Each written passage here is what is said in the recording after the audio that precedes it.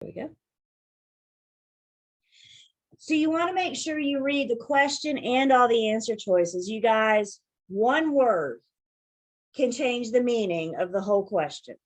One word can change the meaning of an answer choice. So I need you to really just read first, and then you can start dissecting.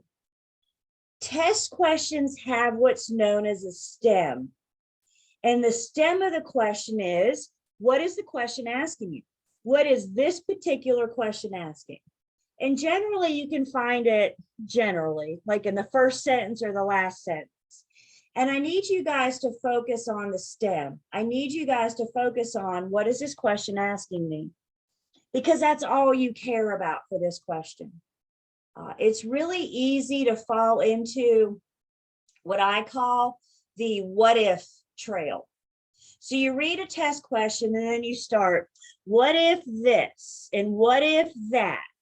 And as soon as you start falling in that what if trail, you've deviated from the question, and now it's really easy to get it wrong.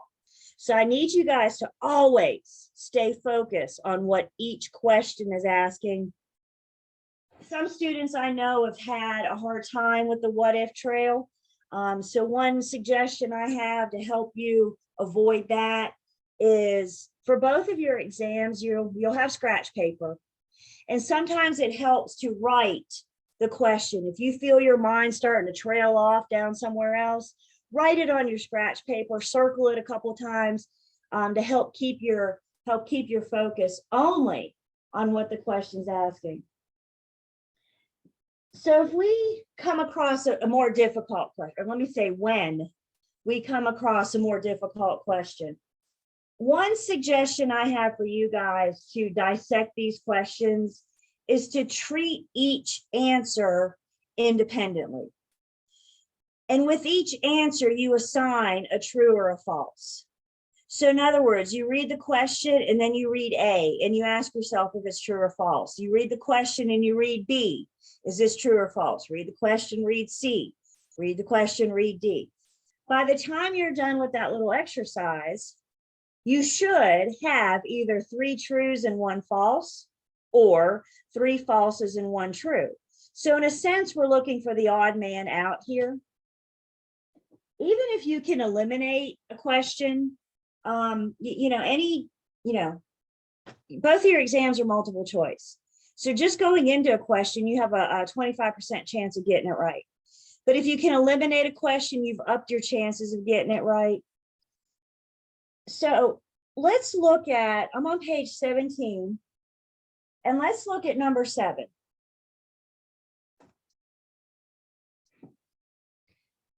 Let's pretend that number 7 is more in depth, okay? But let's just look at this as an example of what I mean by kind of dissecting and interpreting these questions.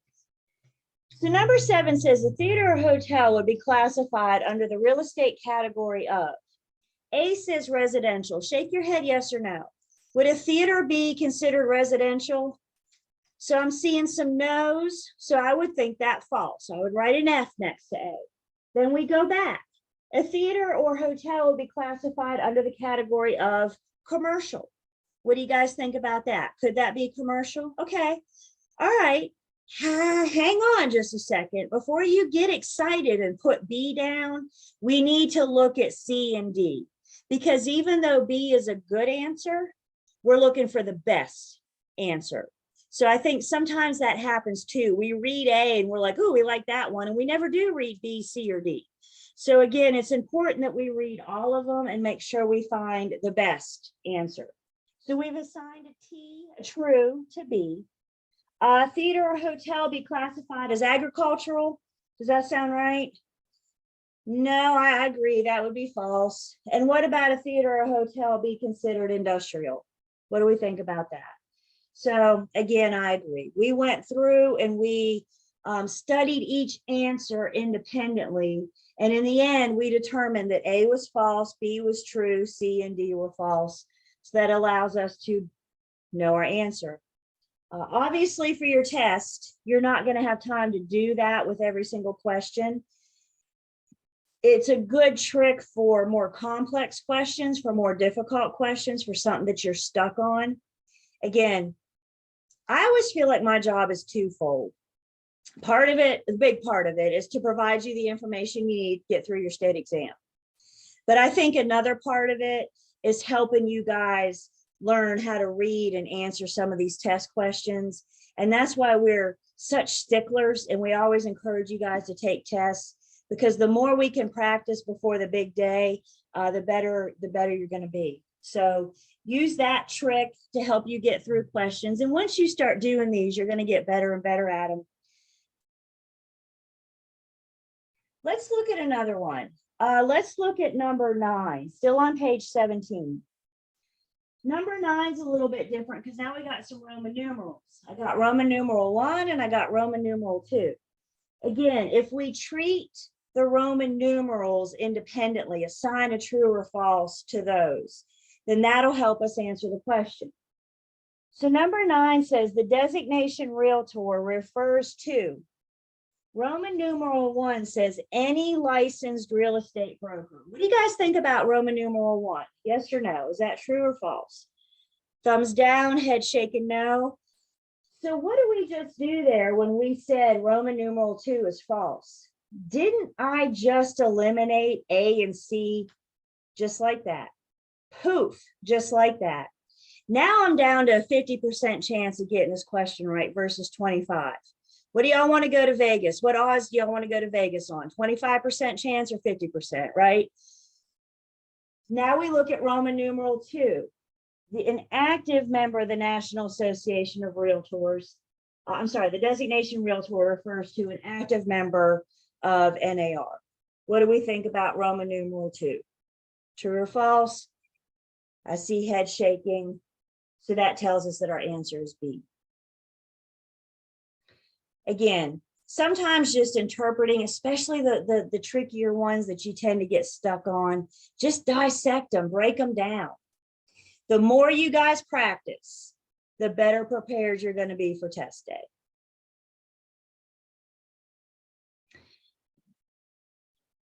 When you guys are taking quizzes in your book, you can't necessarily do this in the online learning system, but when you're taking quizzes in the book, another suggestion I have for you guys is to start now working with a clock, because both my exam and your state exam are timed.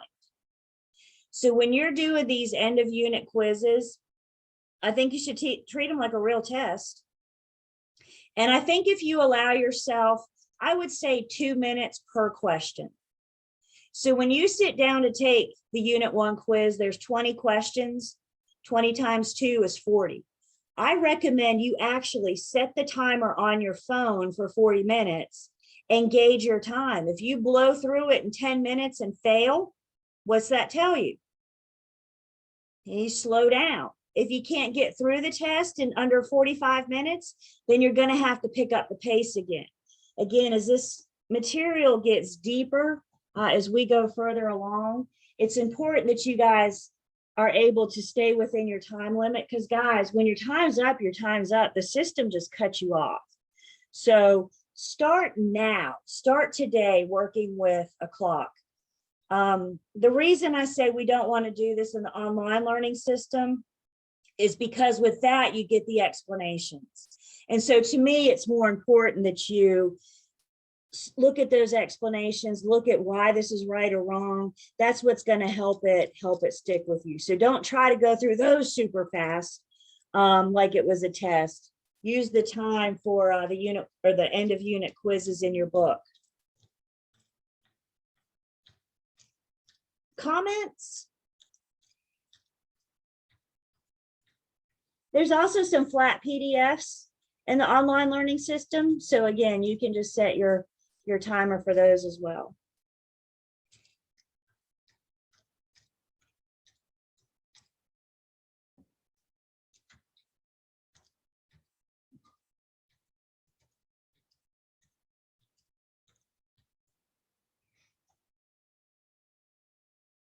Okay, questions or comments? Anybody have anything they want to say?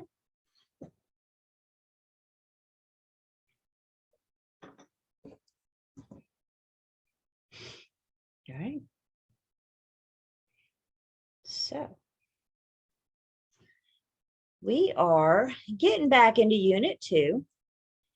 And if you guys remember last night, we just started talking about, we were talking about personal property and real property and various things that are considered, what is considered real property, what is considered personal property.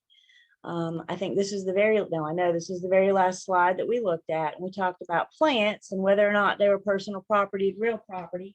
And the answer we came up with was, it depends. It depends on what type of sale it is. Is it a lease? What type of plant it is, and what type of sale it is.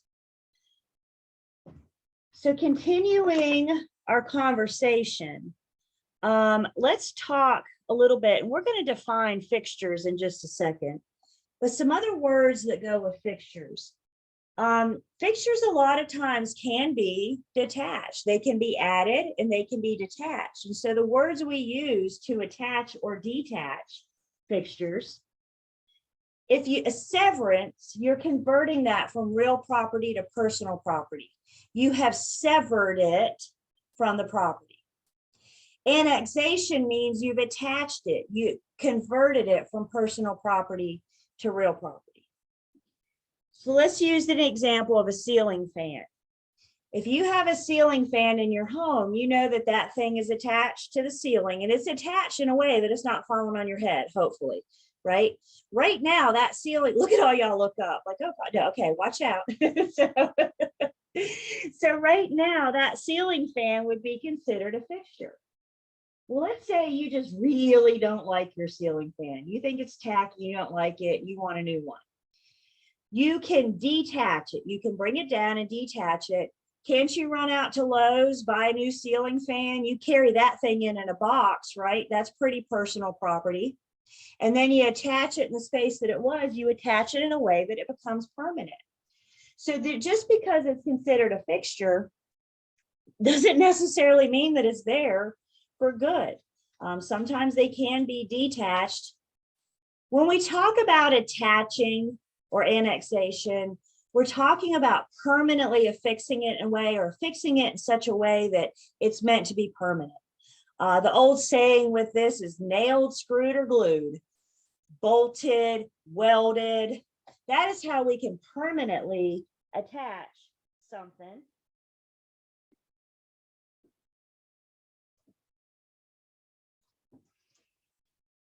Y'all ready for our first red star? We didn't get to a red star last night, but here we go, the first of many. Our very first red star is the definition and the understanding of a fixture. This is in your book on page 25.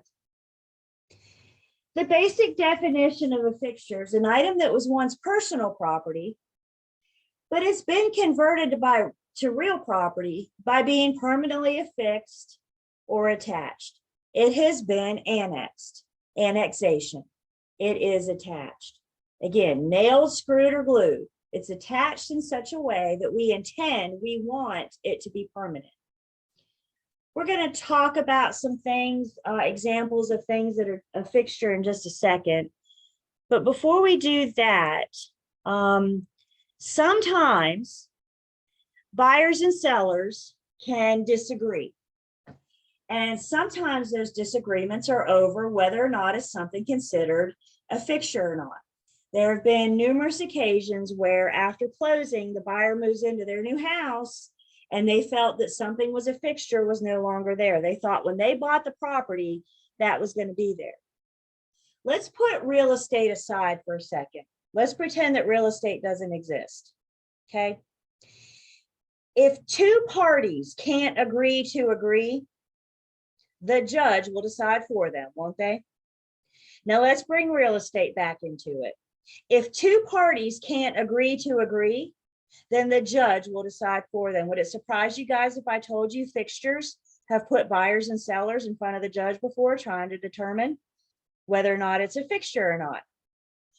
So when we have to take this to the judge, when buyer and seller take this to the judge then has the job to determine if it's a fixture or not. And the way the judge is going to determine that is by using something called the total circumstances test. The total circumstances test is what the judge is going to use to determine if it's a fixture or if it's personal property.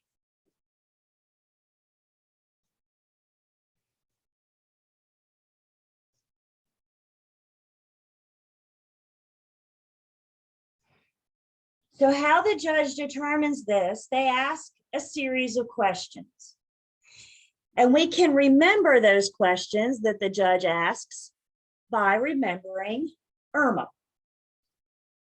The judge is going to ask the intent of the annexor. The annexor is the one that annexed it.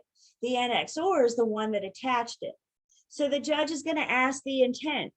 Did the person who installed it intend for it to remain permanently forever? Or did they intend for it to eventually be taken down?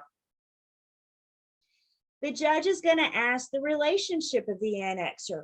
Who attached it? Isn't it safe to say that a tenant may not have wanted it to be permanent? They may not have wanted it to be forever. So who is the one that attached it? The method of annexation, like how permanent are we talking about here? How much damage does it cause to remove it? And then the adaptation to real estate. How does it fit to the property? Was it customized for this property? Is it something that was built in, again, specifically for this property? So once the parties, again, if we can't agree to agree, parties take it to the judge uses their total circumstance test, and they ask themselves IRMA to determine, is this a fixture or is this personal property? Y'all want some good news? Remember last night, we briefly mentioned, we talked about the National Association of Realtors and the North Carolina Association of Realtors, and then the local, like Winston, Greensboro, High Point. The North Carolina Association of Realtors provides us pre-printed forms that we're allowed to use when we work with buyers and sellers. We're going to start looking at forms. I think the real forms we start looking at is when we get into Unit 8. But they do provide us with a standard sales contract, listing agreement, agency agreements, etc. When we are using NCAR forms, North Carolina Association of Realtor forms, when we're using their sales contract, they provide us with a list of things that they consider fixtures. So if you guys will look with me on page 26 and 27.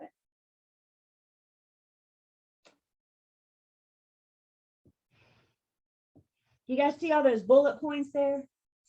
If we were looking at our sales contracts, these items would be listed as fixtures. We also have the opportunity in our contract to exclude. Guys, please always remember, anything is negotiable. So if the seller wants to take a fixture, if the seller wants to take something that's considered a fixture, we just need to make sure that we exclude it. So let's walk through a little scenario together. Let's say you're at your listing appointment, which, by the way, this very list also shows up in our listing agreement.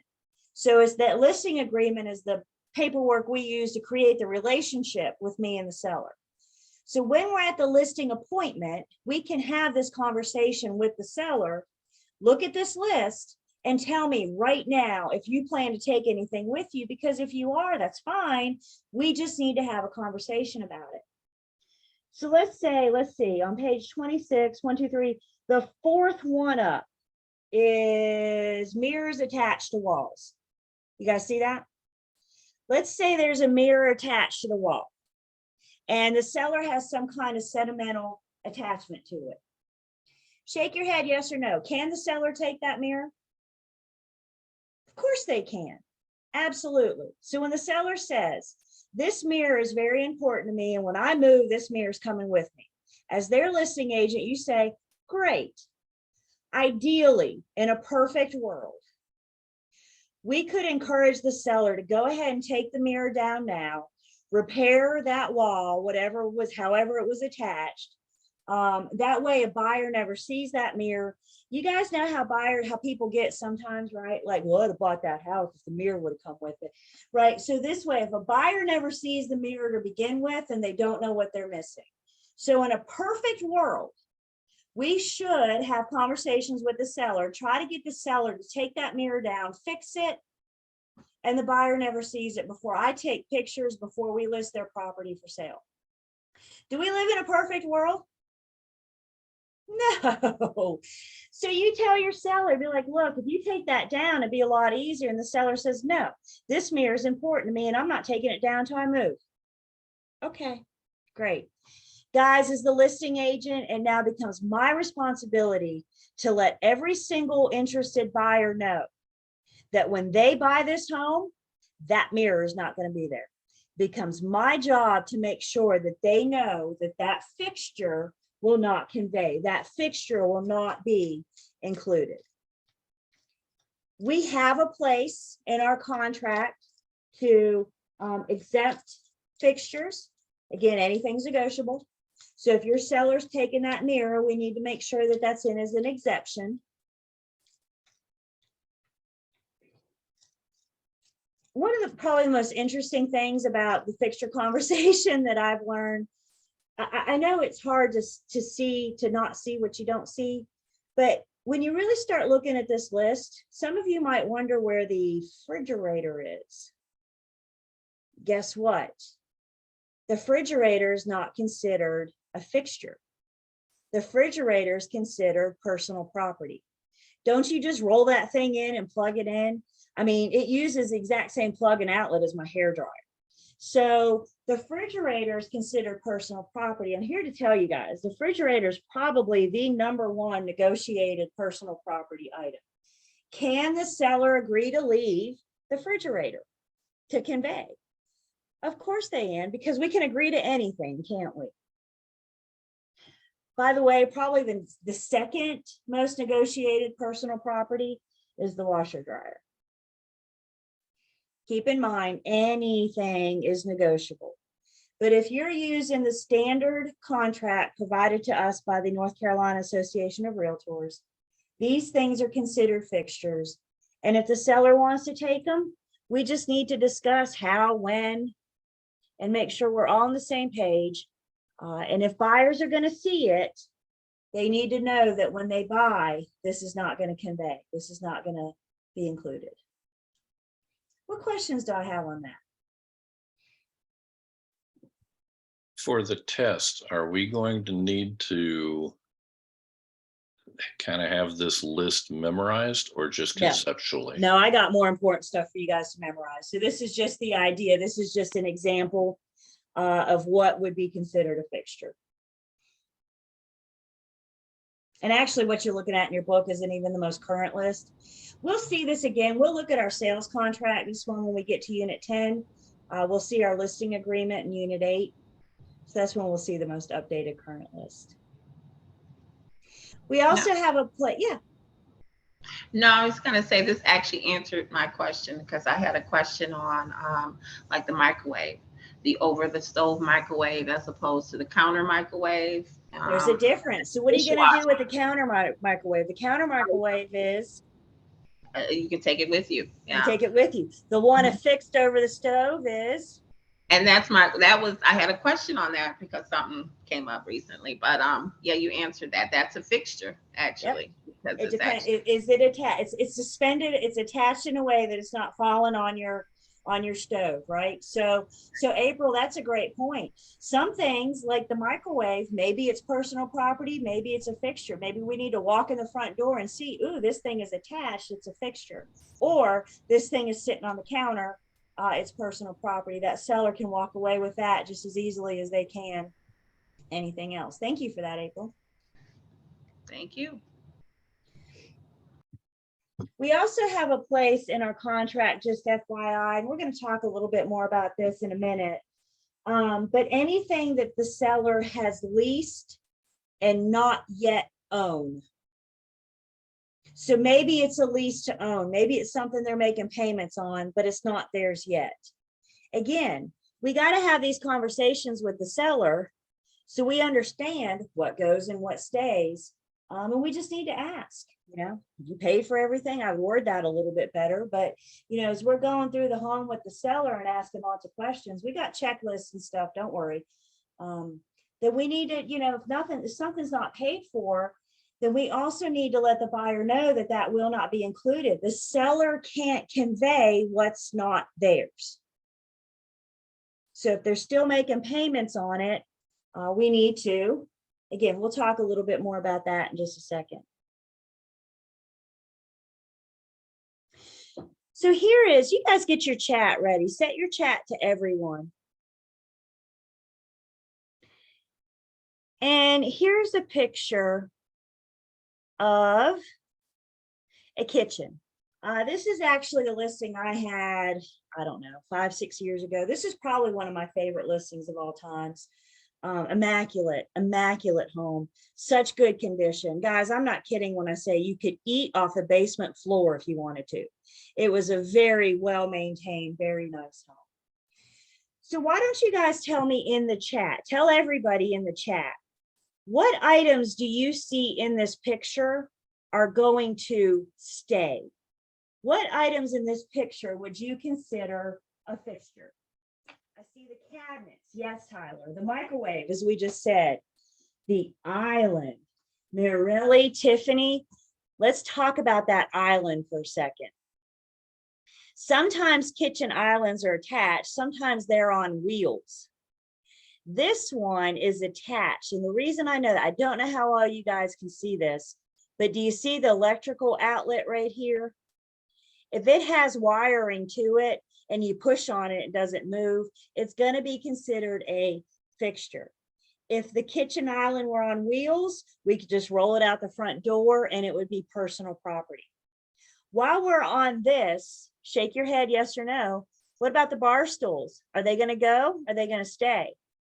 They're going to, well, I just asked you 2 questions. Are they going to go? Let's do that. Are they going to go? Yes, because all you can do is just pick those things up and carry away, right? This is where we're getting to with fixtures and personal property. So we got the islands. Christina says the stove. Yep, and there's that microwave. As we said, it's suspended, it's fixed. So this microwave is going to stay. If the microwave was over here on the counter, then it becomes personal property and it's going to go. Fixtures, that's right. Our fixtures are faucets. The lighting, yes, Brittany, the lighting. You guys see the lighting here, and there's a light up here. I mean, they even had under counter lighting. You guys see that? How nice is that? So the lighting is fixed. The lighting is going to stay. The blinds, Michaela said. Blinds, shades, those are attached in a way that they're meant to be permanent. Look back on page 27. It actually addresses window, door blinds, da-da-da-da-da. Guys, please understand, if you have curtains, the fabric can go. The rods stay. What is actually attached to the property?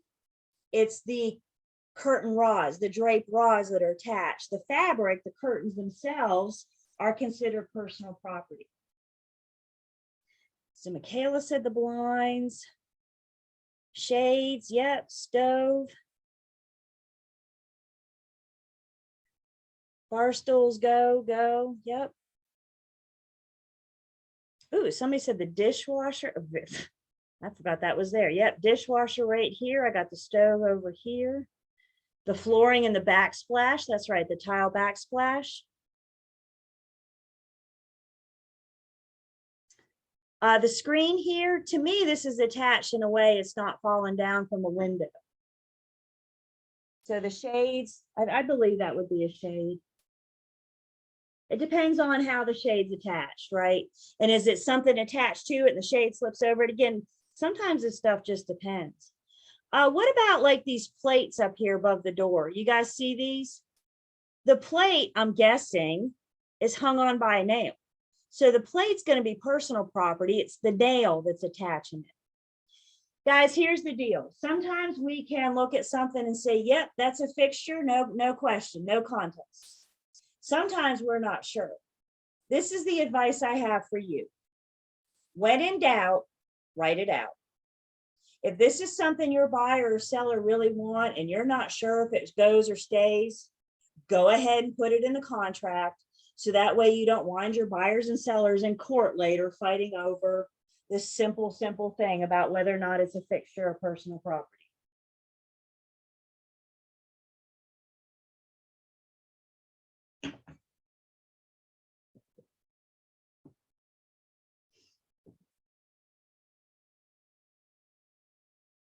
What about the stuff in the cabinets? What do you think? Is that going to go? Sure. Sure. We're not going to rip cabinets off the wall, but that's all personal property. Again, if there's ever any question, or if your buyer's just adamant that they want something, when in doubt, write it out. And then that way we know it's covered in the contract. Again, we get into our standard contract in Unit 10. So we'll see fixtures and personal property again.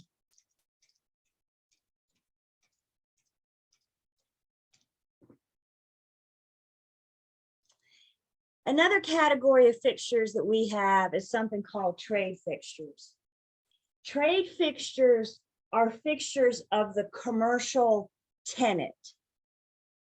So the commercial tenant brings fixtures into the commercial property, fixtures that they need to conduct their trade, to conduct their business. And trade fixtures, the commercial tenant can bring these fixtures in, attach them to use during the lease. And at the end of the lease, the commercial tenant can take it with them. Now, obviously, they need to repair whatever they damaged in attaching or detaching the trade fixtures. But trade fixtures of the commercial tenant are considered personal property. When they go, they can take them with them. If the commercial tenant skips out in the middle of the night and leaves their trade fixtures behind, then they become real property of the landlord. So if the commercial tenant leaves them, and guys, please keep in mind, anything's negotiable. Buyers and sellers, landlords and tenants can pretty much agree to whatever they want to, as long as we're not breaking any laws. So trade fixtures. If it's a retail tenant, they may have shelves or racks that they want to install attached to the wall, for example, so the shelves don't fall over on their customers. If it's a restaurant tenant, they may have, booths, kitchen equipment, that kind of thing. And again, at the end of their lease, it's their property. They can take those with them. If they leave them, then they become real property of the landlord. So if we look at another picture, this is our commercial kitchen. This hood, well, look at this hood. Look at this sucker. That's a hood right there. This thing is attached in a way that it's not falling down. It'd do more damage if it fell, didn't it? Presumably the commercial came in, attached this thing. You see the stove, the griddle, there's some deep fryers right here. We got counters, maybe some shelves, some racks, various things. Whatever the commercial tenant put in at the beginning of the lease, they have the right to take at the end of the lease. Again, they just got to repair whatever damage removing those fixtures caused.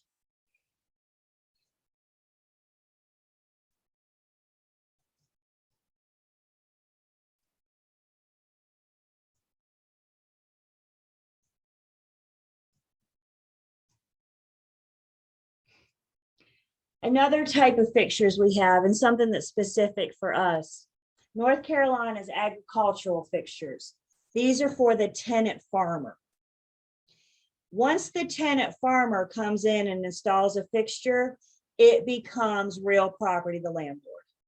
The tenant farmer cannot take their fixtures, their agricultural fixtures, at the end of the lease, unless, of course, they have written notice from the landlord. So they can get written notice, or not written notice, but permission from the landlord to remove them.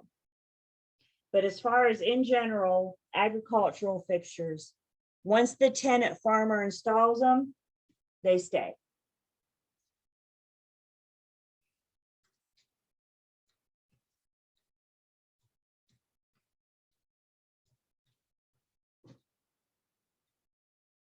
Look at another picture. Y'all ready to go? Oh, ready? Let's go. Oh, who doesn't love goats? I love goats. I want a goat. So let's say this tenant farmer has some goats. Let's just say, first off, what if the tenant farmer put this fence in to keep his goats and his cows corralled? Because they installed this fence, agricultural fixtures, it becomes real property of the landlord, so they cannot take it with them at the end of the lease. You see this trough this guy's standing in? If this wasn't attached, if it wasn't dug in the ground, this thing would be tipped over, wouldn't it? So somehow it's got to be attached so this guy can hang out here that it's not falling over.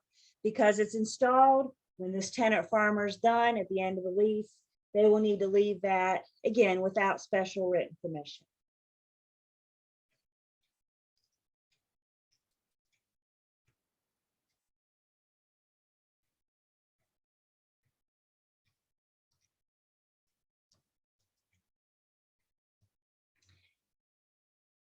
Another thing we have in North Carolina is our North Carolina Uniform Commercial Code.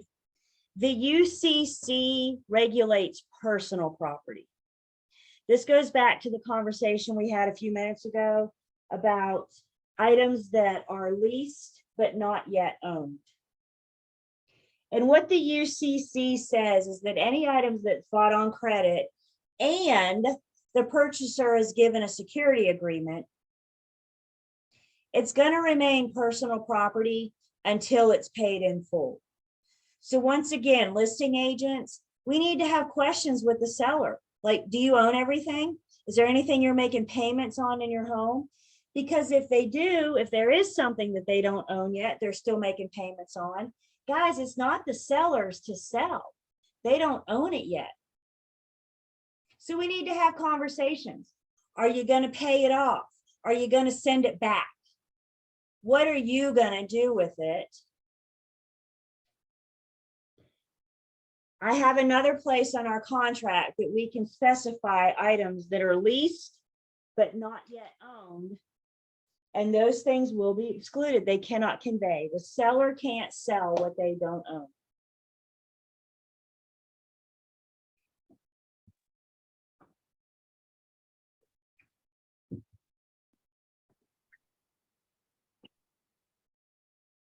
Yeah, do I hear something? Well, I'm wondering whether I should bother asking, but if the seller has a big screen TV on the wall, permanently attached, whatever, but they're making payments on it, can you at least agree and put it in escrow that it will be paid off like the loan on the property itself? So that's a great question, Tom. And there's actually a couple of pieces of that question. First off, the TV is personal property. Doesn't it just slide on the brackets? So the brackets attached to the wall are the real property. The TV that slides on it is considered personal property. The second part of that question I heard was, can the seller just agree to leave it? And the answer to that is absolutely, because anything is negotiable. And that's a good point. I remember I've been in real estate long enough that when I got into it, we didn't have flat screen TVs yet. And then all of a sudden this flat screen TV thing appeared and everybody was wanting to attach it to their wall. And that became a thing in real estate because now we had to determine, is it a fixture or is it not? And back to our fixture list, go back to page 27 for just a second. 27. The second bullet point there, surface mounting brackets for television speakers, recess mounted speakers, mounted intercom systems. I remember when that fixture was added to our offer to purchase and contract list. Within the last couple years, we've acquired verbiage in our contracts about smart devices that are going to stay. Ring doorbells, for example, securities. Our homes are getting awfully smart, aren't they? So if a smart item is going to stay, the seller needs to on pair. They need to set everything back to the factory reset. So when the buyer moves in, they can connect and pair up with the smart stuff of the home. An aquarium in the wall. Oh my God, I want to see pictures of that so bad. Without seeing it, Tiffany, yes, it sounds like what's in the aquarium would be personal property, but the aquarium, not unless it can slide out, right? I mean, and that's the, you know, without seeing it, it's hard. But if I'm picturing what I mean, I want one of those all of a sudden. I'm gonna tear my wall down and build me an aquarium. Thanks. That sounds like a lot of fun. Again, you guys, if you're ever in doubt, is this a fixture or is this personal property? Write it out. When in doubt, write it out. And we have a place in our contract for both fixtures and personal properties. Hi, Miss Julie. Yeah. I do have, I want to go a little further into that. Now, I do know someone that actually has, like, it's in the middle of the wall and it can slide out so they can clean it and do things like that. So would it be required to repair that wall or no, if they were to take the aquarium out? If they were to take it out, so, you know, if it's not a fixture, then there's nothing to repair, right? So if they came in and cut the hole in the wall and then they slide the aquarium out and walk it away, there may be nothing there to fix.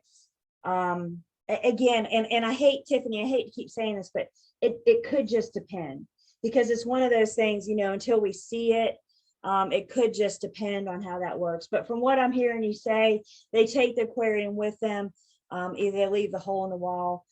One thing we're going to learn when we get into our contracts with North Carolina, some homes are sold as is, which means sellers are not required to do repairs. Keep in mind, anything is negotiable.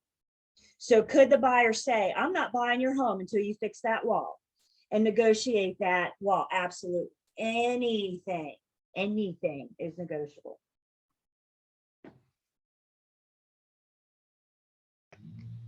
And I have a quick question. Sure. Now going back to the mounted TVs, and you say it comes in two parts. So you can lift the TV off the fixture off the wall. It's not a fixture because you can lift it off the wall. But the part that's attached to wall, you're saying is considered a fixture. So that's like correct. two parts. That's correct. So when you buy my house, can I take my TV off the wall and leave you with the brackets? Unless we agree otherwise, I'm taking my TV and I'm leaving you with the brackets, unless we agree otherwise, whether or not it's a fixture or personal property. Got it. Yep. Okay. Yep. I Thank can't you. tell you how many times I've been shown property and we walk in the living room and the buyers see the 70-inch screen TV up on the wall. Does that come with the house? Money talks. You want to leave it? Let's anything's negotiable. So can we agree to leave the TV? Sure.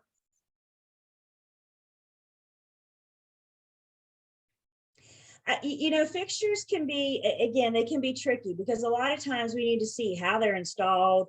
So that's why I say, again, you guys, if there's ever any doubt about what it is, get it in the contract so we know that the parties agree about what is or is not going to happen to that.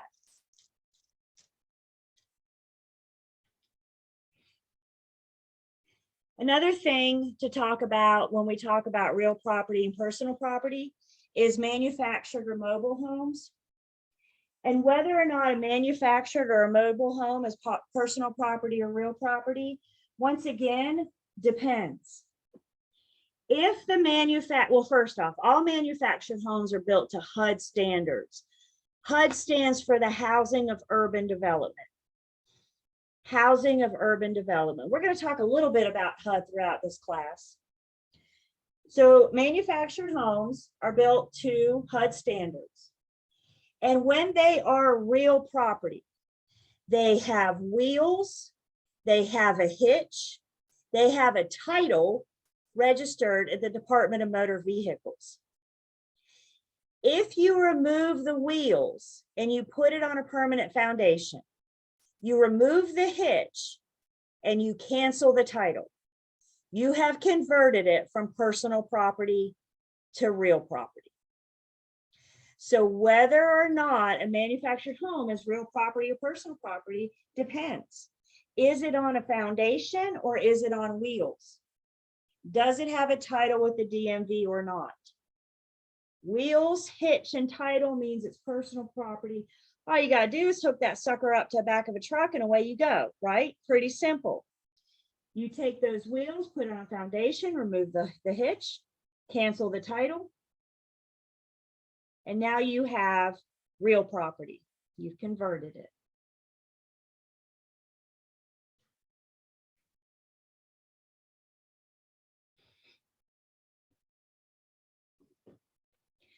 We're also seeing, and something that's gaining in popularity is modular housing. Modular housing is not built to HUD. Modular housing is built to state building codes. We're going to talk about state building codes when we get to Unit 6. Modular housing is built in sections off-site. So maybe it's a floor at a time, maybe it's a room at a time, but it's this huge warehouse. They build a home in sections. They put the sections on the back of the truck. They bring them to the property.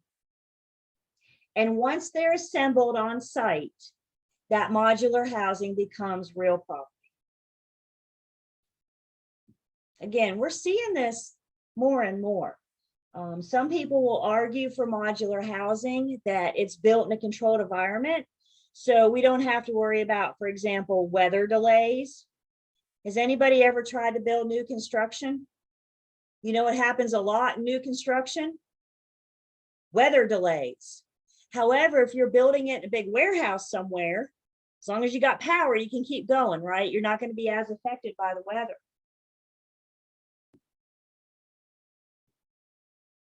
Some people say, I don't want a house that was brought in on the back of a truck.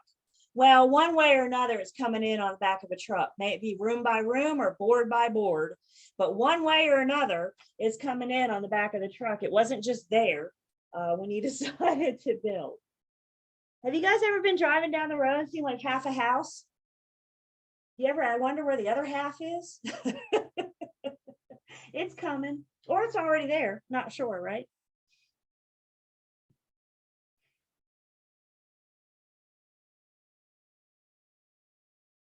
Other questions or comments on personal property, real property?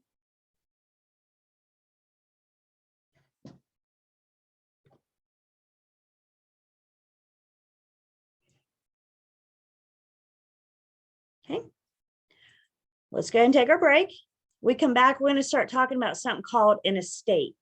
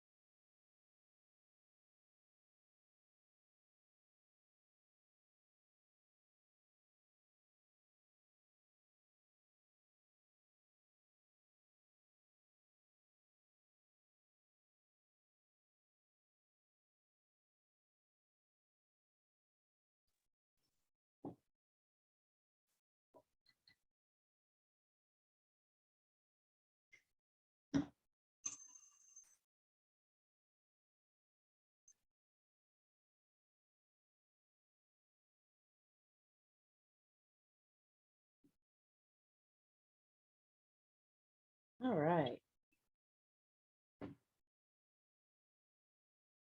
Are we back? So I'm getting ready to take attendance. Cameras are on and I can see you.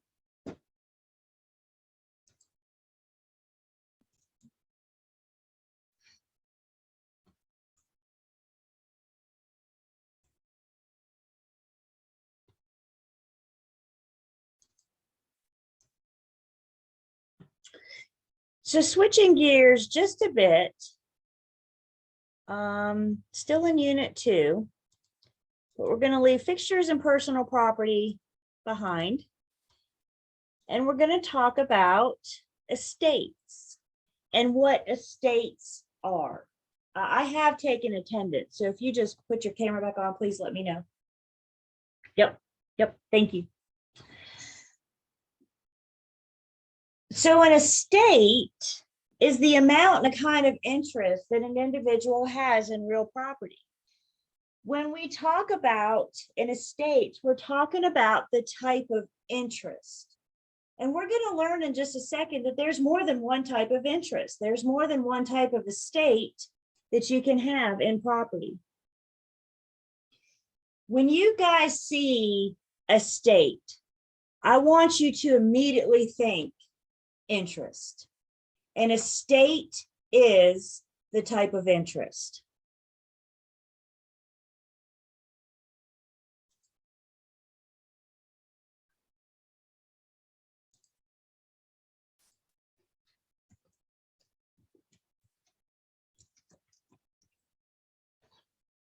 So an estate is an interest, a type of interest. And we have, thank you. Oh, you're logged in twice. I see now. Thank you. I got you. Yep. You tricked me. We have 2 different types of estates. There's an estate of ownership that's also known as a freehold estate. There's also a state of possession, which is known as a leasehold estate or a non-freehold. So the 2 types of interests that you can have in real estate, the 2 types of estates that you can have in real estate, we can have an ownership interest, or you can have a possession interest. You can have the right to be there as a tenant. We're going to talk about leasehold in Unit 11. So hang on to that for a bit. Unit 11 is our tenant-landlord relationship. So we'll talk about leasehold. Right now, we're just going to focus on freehold estates or estates of ownership. And we can take a freehold estate, and in your book on page 29, you guys see the picture there, the graph? I like pictures. Y'all like pictures? I like pictures. So what we see when we look at a freehold estate on page 29, we can pretty much take our freehold estates and divide them into 2 categories. There's an estates of inheritance. There's estates not of inheritance. Now we're going to go through each of these and talk about them. Some estates, some freehold estates can be inherited, which means after the owner passes away, it can be inherited. It can pass down to their heirs. We have a couple of estates that can't be inherited. We'll talk about those in just a minute and what that means. So let's talk about the different types of freehold estates. And the first one we have, the one that you and I are going to deal with the majority of the time, is a fee simple absolute. Fee simple absolute is the highest form of ownership. You own the property with no limitations. You do with it whatever you want to, as long as you're not breaking the law. This is the type of estate, again, that we deal with the majority of the time. In all my years, this is all I've ever dealt with. All of these other estates are a call your attorney.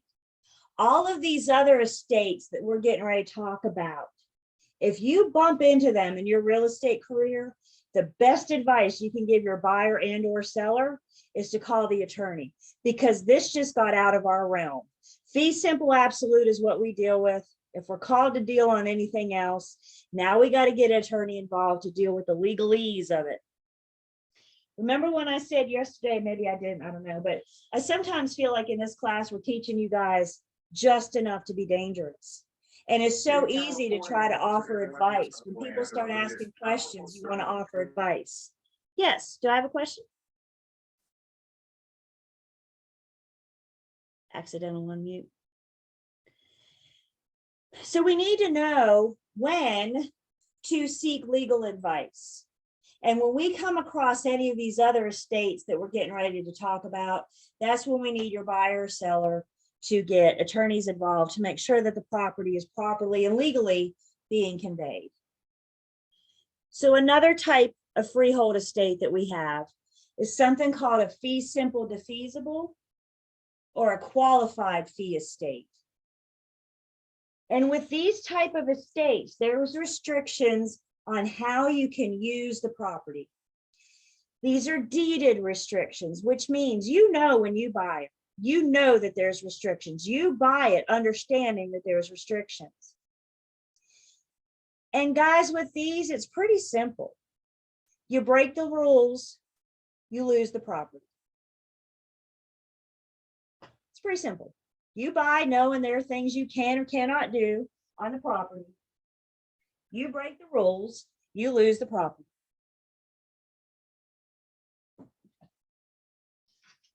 We have two types of fee simple defeasible estates, or two types of estates that have a restriction on how we can use it.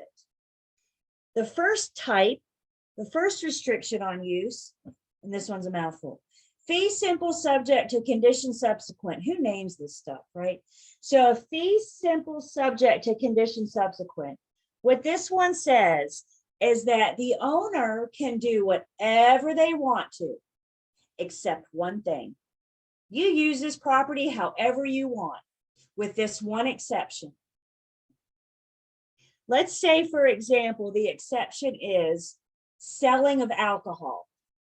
So you buy this property knowing you can do whatever you want to with it, except sell alcohol. The moment you sell one beer, you've broken the rules and you lose the property. It doesn't matter how they find out that you sold that beer. The fact is you broke the rules. You knew when you buy it, you couldn't sell alcohol. You went and did it anyway. The grantor, you guys see this word right here? We're going to spend some time in Unit 5 defining grantor. We'll spend some more time. Right now, let's just understand the grantor is the person that gave you the property, the person that you bought the property from. You sell a beer, you break the rules, the grantor takes you to court and gets their property back. If the grantor is no longer with us, it'll go to the grantor's heirs. It's all going to be spelled out in the deed what happens if you break the rules. Again, you do whatever you want to. So there's one action that the owner must not perform with this fee simple subject to condition subsequent. Hi, Ms. Julie, I got a question for you. Now, with the fee simple subject, is it only if I buy the property from someone and they say, I don't want you to sell beer on my property, it's no longer theirs, right, after I purchase it? So I but can they added this. I could have anything as a deeded restriction. I could put something on I could go to attorney and put something on my deed that says the front door has to be painted red forever, right? We could add stipulations and regulations to the deed through the courts, through an attorney. So the reason, Tiffany, that this is a thing is because the owner added this before they conveyed it. And you bought it. You knew this when you bought this. You're not surprised. Your attorney said, this is a stipulation on buying this property. I got another question for you. So after I bought it and the door stayed red, when I want to sell it to someone else, say Bobby, and I don't put that in there, can he paint the door blue if he wanted to? It depends on if it's appurtenant or not. It depends on if it's appurtenant or not. What do we know about appurtenant? What does appurtenant do? It It goes with the land. runs with the land. That's what I'm doing. I'm running at you. It runs with the land. I got a question. That's something like one of my neighbors over here. So they have a bookshelf. They had just bought the house like last year. And it's a bookshelf right on the side of their house, but it's part of their land. And the bookshelf is still there, but the people moved, I guess, sold them the house. So I guess that might have been in their contract to not move that bookshelf. Because people get books and trade them in and out like a little. Oh, it's like one of those library. neighborhood libraries or something. Yeah. Maybe it was. I mean, we don't know that until we see the contract with the deed, right? So possibly it was. Maybe the new owner said, goodness, that's nice. I want to continue this tradition. You know what I'm saying? So Mhm. until we see the contract, until we see the deed run out, I have no way to answer that. But you're right. That could be something that was added that says, I want this neighborhood library to, to continue. Right. Yeah. You can add any kind of deed restriction that you want. In this case, obviously this owner is very adamant about the purchase of alcohol. So they decide, this could be like their great granddaddy's land, and they didn't want to, disgrace their great granddaddy by selling alcohol. So we put in the deed to honor the land. Does this make sense? I don't know why they chose to do it. I just kind of throw that out there, but that could be a reason why they don't want. So they add this to the deed. The new owner knows if I sell a beer, I lose the property. It goes back to the grantor. But could I ever take court action to try to get it removed? Sure. Can I do that as the Yeah, new team? sure. Okay. No, absolutely. Are you going to win? I don't know. I'm not an attorney. I'm not a judge, but can you? Absolutely. Absolutely. Do all deed restrictions like that need to be recorded with the county? All deeds are recorded. Yep. And we're going to talk about recordation and actually recording deeds when we get into Unit 5. Yep. So this is different than the homeowners saying that you have to put up Christmas lights because our neighborhood does it. If you're talking about a homeowners association, that would be a restrictive covenant. So this is not a covenant. This is the homeowners association's rules, whether or not you can have Christmas lights or not. Yep.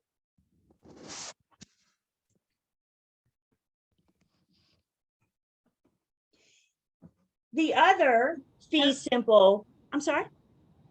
And this is more permanent because it goes on the deed as opposed to, say you're selling the house and you have central air, and because you're selling it in the winter, there's like something in the contract, the buyer wants like concessions or something later on, so that they can test the central air in the spring when it's at a certain degree. That could be a separate negotiation between the buyer and the seller, right? We're not going to have that in a deed, but that's some kind of separate agreement between the buyer and the seller. Yep. Got it. Okay. Absolutely. Yep. Thank you. Sure. So fee simple, subject to condition subsequent. You do whatever you want except this one act. Fee simple determinable says you can only use the property for one thing. There is only one allowable use. If you do anything else on this property, you break the rules and you lose the property. Let's say, for example, the one allowable use, the deed says you can only use this property for religious purposes. You can do whatever religious activity you want to on this property. But the moment you do something non-religious, you've broken the rules and you lose the property. In this case, reversion is automatic. We don't have to go to court. If you break the rules, it automatically reverses back to the grantor. If the grantor is no longer with us, it's going to go to their heirs. Do you guys see the word determined in here? It's already been determined what's going to happen. We don't have to go to court. You use this property for something non-religious, you broke the rules, I want my property back. The grantor will get their property back. Again, you guys, both of these are restrictions on use. I know these are kind of hard to digest, right? Like, why in the world would I buy a property? Again, There's no surprises here. You know when you buy it. Also, remember I said we're getting attorneys involved. And all the questions, I can just see all the questions in your mind. You guys see why I want you to get attorneys involved? Guys, having a real estate license does not give me the authority to offer legal advice and how to take title, how to handle fee simple defeasible. That's the attorney's job. Let's look at an example together. So the grantor is the person that gave you the property. The grantor deeds the land to a school district. The deed said, for as long as the school district maintains a public elementary school on the parcel, and if it ceases to do so, this estate shall end immediately. That's pretty clear, isn't it? You use this for public school. You stop using it for public school, you lose the property. That's the kind of restriction, that's the kind of verbiage we very well may see in that deed. This district has a fee simple determinable estate. If at some point the district does not maintain the public elementary school on the parcel, then the title to the land reverts back to the grantor, the person that gave it to you. Again, if they're no longer with us, it will go on to their heirs.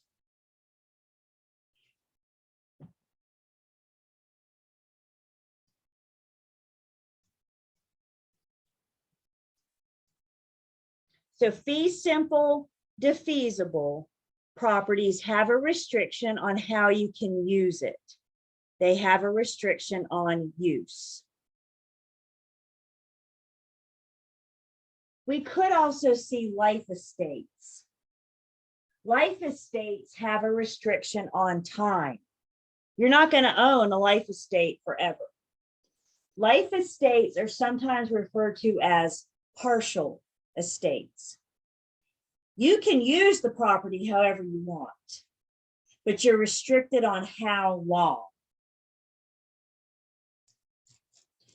We have three life estates, three types of life estates, three estates that have a restriction on time.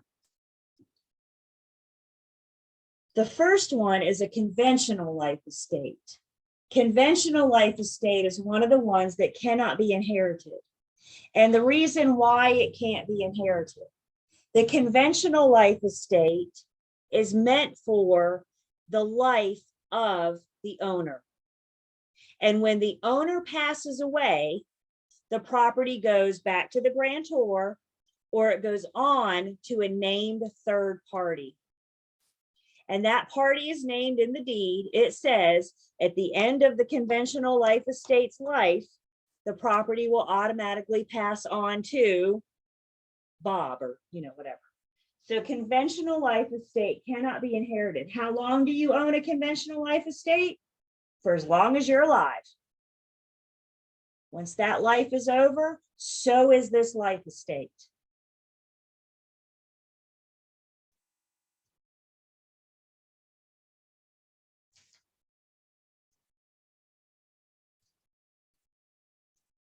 So what if it's not written who it goes to when that life is over? I'm going to answer that in just 1 second. Jasmine, bear with me. Yep.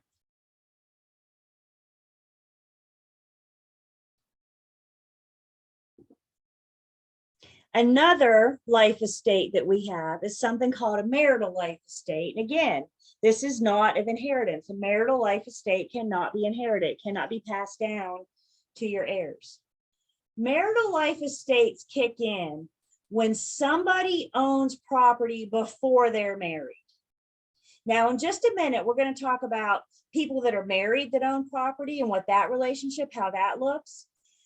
But this is somebody that owns property and then gets married. The individual that passes away, the individual that owns the property, will pass on a marital life estate to their surviving spouse. And how much that surviving spouse is entitled to is based on the length of the marriage.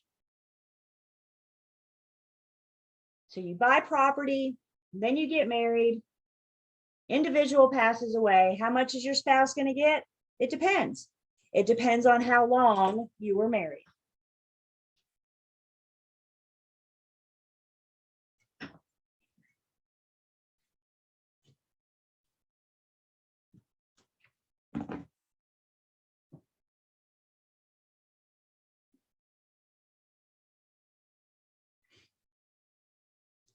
The last life estate we have is life estate pour autre vie. Y'all want a French lesson for today? Pour autre vie means for the life of another. Pour autre vie estates are inheritable, which means they can pass down to your heirs. With the pour autre vie, there are two parties to consider. There's the life tenant, who's the person that owns it. And then there's another party that's the measuring life. And what pour autre vie says is that the life tenant is going to own it as long as the measuring life is alive. The measuring life is the one that determines how long the life tenant owns the property. They're the yardstick. The measuring life has no ownership interest whatsoever. Again, they simply serve as the yardstick. And when the measuring life passes away, the property goes back to the grantor or on to a named third party.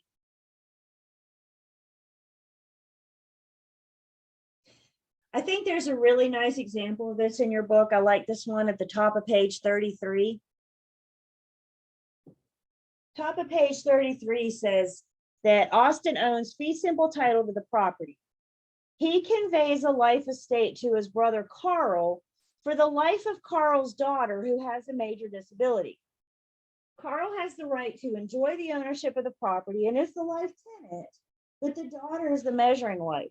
Should the daughter die, Carl's estate will terminate and revert to Austin or Austin's heir.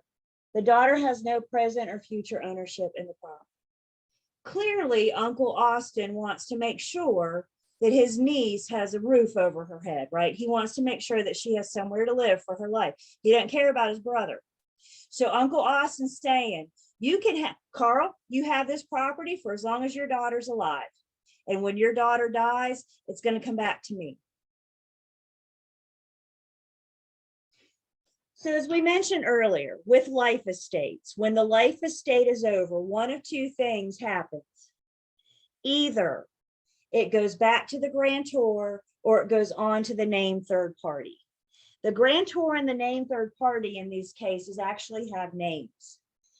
The remainder interest or the remainder man is the third party. So when we're talking about onto a third party, we're referring to the remainder interest or the remainder man. If it's going to go back to the grantor, then it's a reversionary interest. You guys see the word reverse in here?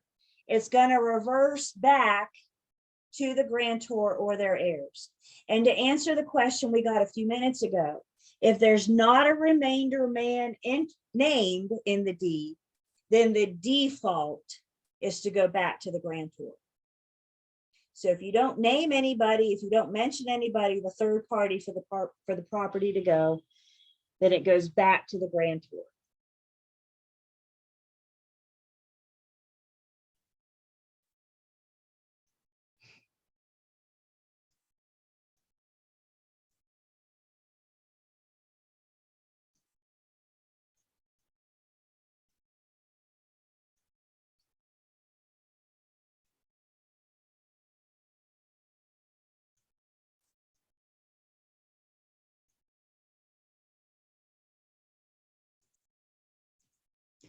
We've been talking with life estates an awful lot about the life tenant. Let's talk briefly about the rights of the life tenant. The life tenant, they own the property. They do whatever they want to with it, either for their life or the life of another. So they can earn an income. They could earn a profit. They could get a tenant in there and collect rent. They could, plant corn and sell it, assuming zoning allows it. They can utilize the resources on the property. They really don't have to answer to anybody else as long as they're not destroying the property. Because in these life estates, somebody else is waiting in line for the property. So the life tenant can't destroy the property. They can't have waste. If they do destroy the property, then the next person in line to get it does have the right to take them to court. The life tenant owns the property, so they get to pay taxes, homeowners insurance, special assessments. They get to pay all the bills. They're the owner. The only limitation, the only restriction is on how long they own it. While they own it, they do whatever they want to as long as they're not destroyed. We're going to talk about taxes and special assessments in Unit 3. So we'll see this again. I got a whole unit dedicated to homeowners insurance. So we're going to talk more about that, Unit 13. Preview of what's to come.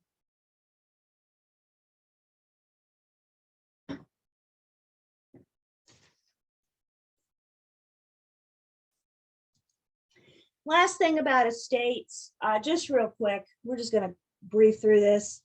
There's something called a homestead. The homestead is just a legal life estate that's occupied as the family home. In most cases, the homestead, the owners of a homestead are protected from most creditors. Now they still have to pay taxes. Everybody's got to pay taxes. Again, we'll talk about that in just a minute, or when we get to Unit 3, I guess. Homesteads may have a tax advantage. Let's have them call their accountant to take advantage of those tax advantages of a homestead. What questions do we have on estates?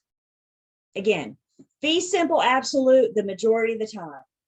Anytime you're ever called to deal with anything else, y'all, you're not going to go whip out your pre-licensing textbook and be like, oh, I got this. This is what this means. This is what you're going to do. No, we get the attorneys involved. But as long as it's fee simple absolute. Okay, I have a question. So with the life estate, if they pass and it goes back to the grantor, what if the grantor's passed as well? Then it will go to the grantor's heirs. Okay. Again, another good reason why we have attorneys involved, right? Because the attorney's going to ask questions like, if you die when it comes back, where do you want it to go? Right? Well, if you die before it comes back, right? So the attorney's going to help set that estate up.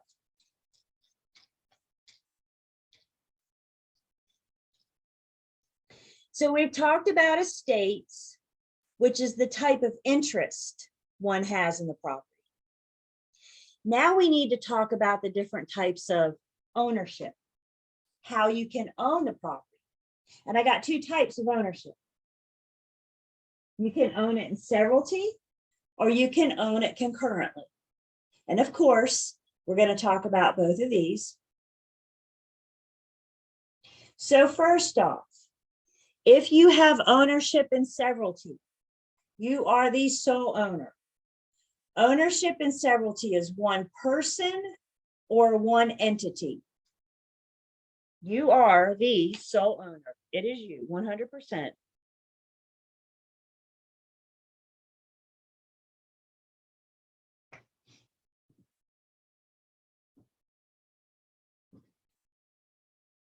If it's not ownership in severalty, then it is a concurrent form of ownership. Concurrent forms of ownership could be 2 people, it could be 200 people. Concurrent forms of ownership mean you have more than one person or more than one entity that own the property.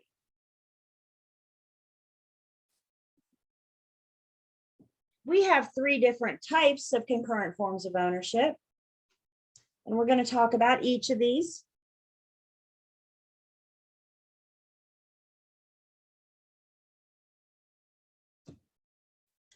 First up, we have tenancy in common. Those that own property as tenancy in common are going to have unequal shares. I own 20%, you own 80%. We have unequal shares. Each individual owner can sell or convey their shares. You don't need permission from the other co-owners. That is your piece of the pie, if you will. You are free to dispose of it as you will. When a tenant in common passes away, their interest is going to pass to their heirs. So when someone that is a tenant in common, their interest passes to their heirs.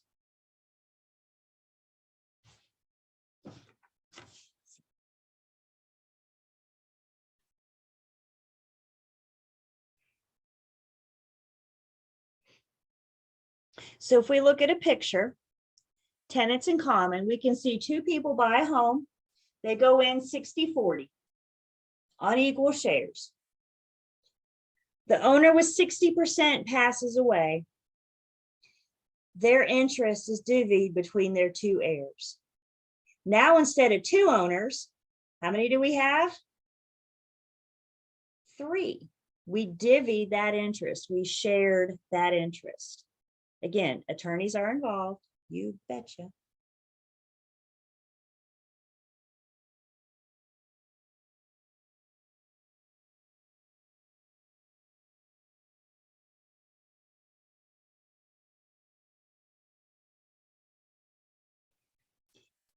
Another form of concurrent ownership that we have is called joint tenancy. Usually we see joint tenancy shares are equal. You and I own it 50-50, or 4 of us own it 25, 25, 25, 25.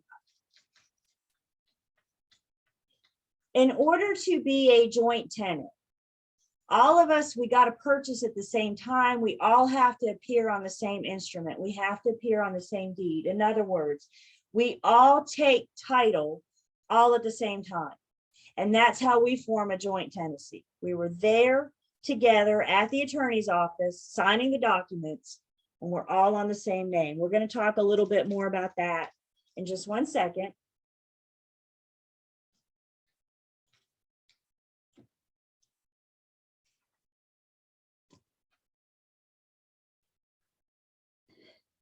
With joint tenancy, you may or may not have something called right of survivorship. So what right of survivorship says, for example, if you have 2 owners, 2 people own it 50-50, what right of survivorship says is that when one person dies, their interest automatically goes to the remaining owner. And that last man standing now owns it in severalty. I don't care what this person's will says. Right of survivorship says when this person dies, the interest automatically goes to the remaining owner or owners. With right of survivorship, if you get a question on your exams about joint tenancy, if it's a question on the national section, right of survivorship is automatic. It just happens. If you get a question about joint tenancy in your state specific section, in North Carolina, for joint tenants to have right of survivorship, it has to be created. It has to be added.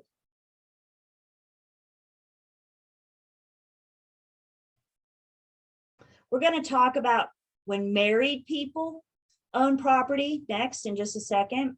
And we're going to see that when married people own, it's very similar to joint tenancy. And again, the biggest difference between joint tenancy and tenancy in common is what happens to your interests when you pass away. Does it go on to your heirs, or is it divided between the remaining joint tenants?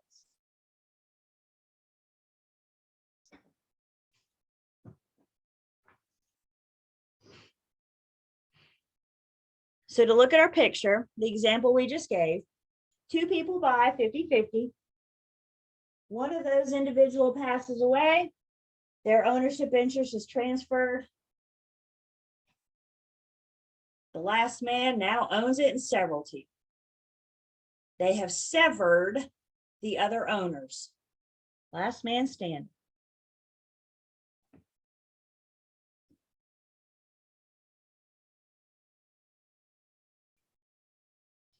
So let's look at another example. Sister and brother purchase a beach cottage, taking title as joint tenants with the right of survivorship. The brother later dies. His interest in the beach cottage automatically passes to his sister as a surviving joint tenant. She is now owns the property in severalty.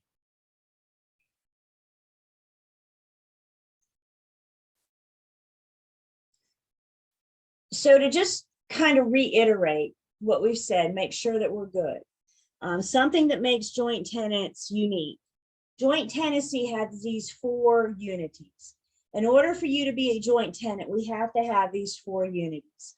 Unity to possession, even though you may have a 50% interest, you still have the right to possess the entire property. It's not like we can draw a line down the middle of the property and say, this is your half and this is mine. How many of you grew up sharing a bedroom with a sibling? Did you guys ever get mad at each other and put a piece of tape down the middle of the floor and say, this is my half of the room, you don't come on mine, this is your half, I come on. We can't do that. That's what we mean by the unity of possession. Although I only have a 50% interest, I have the right to possess the whole property. So we can't draw a line down the middle of the room. That's what we mean by the unity of possession. By the way, good for you guys. I'm an only child. I never had to deal with that mess. So that was nice. It was my room.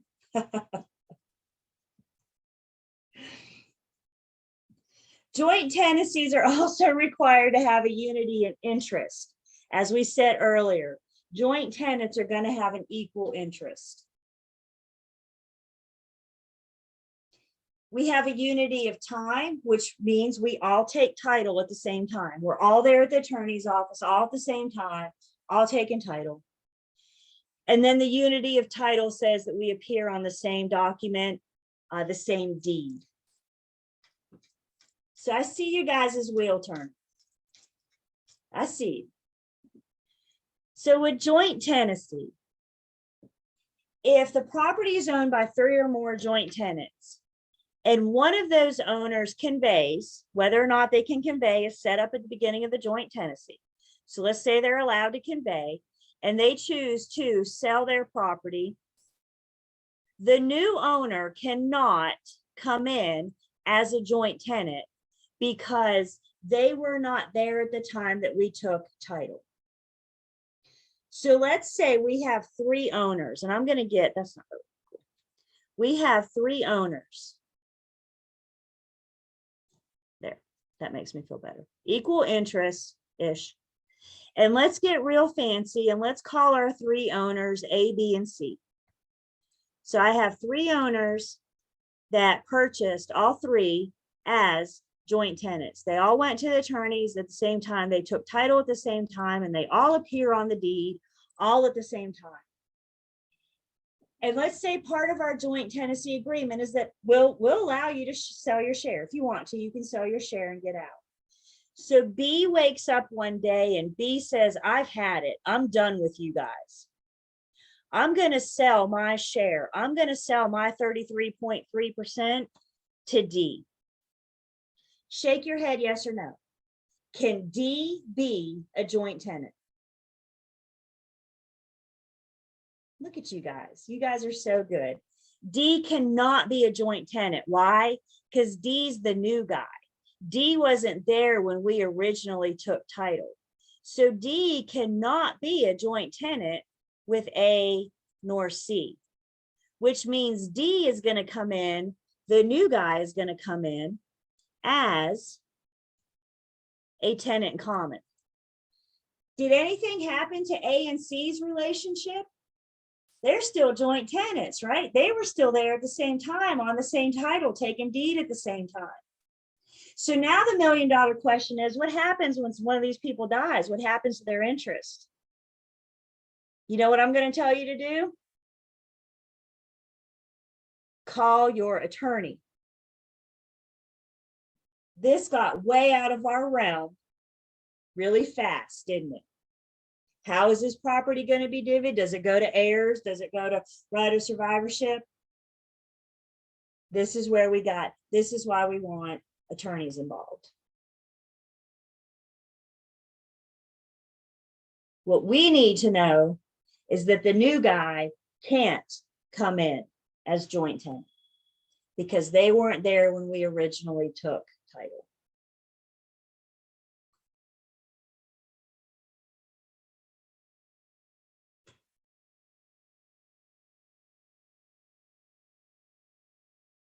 Questions?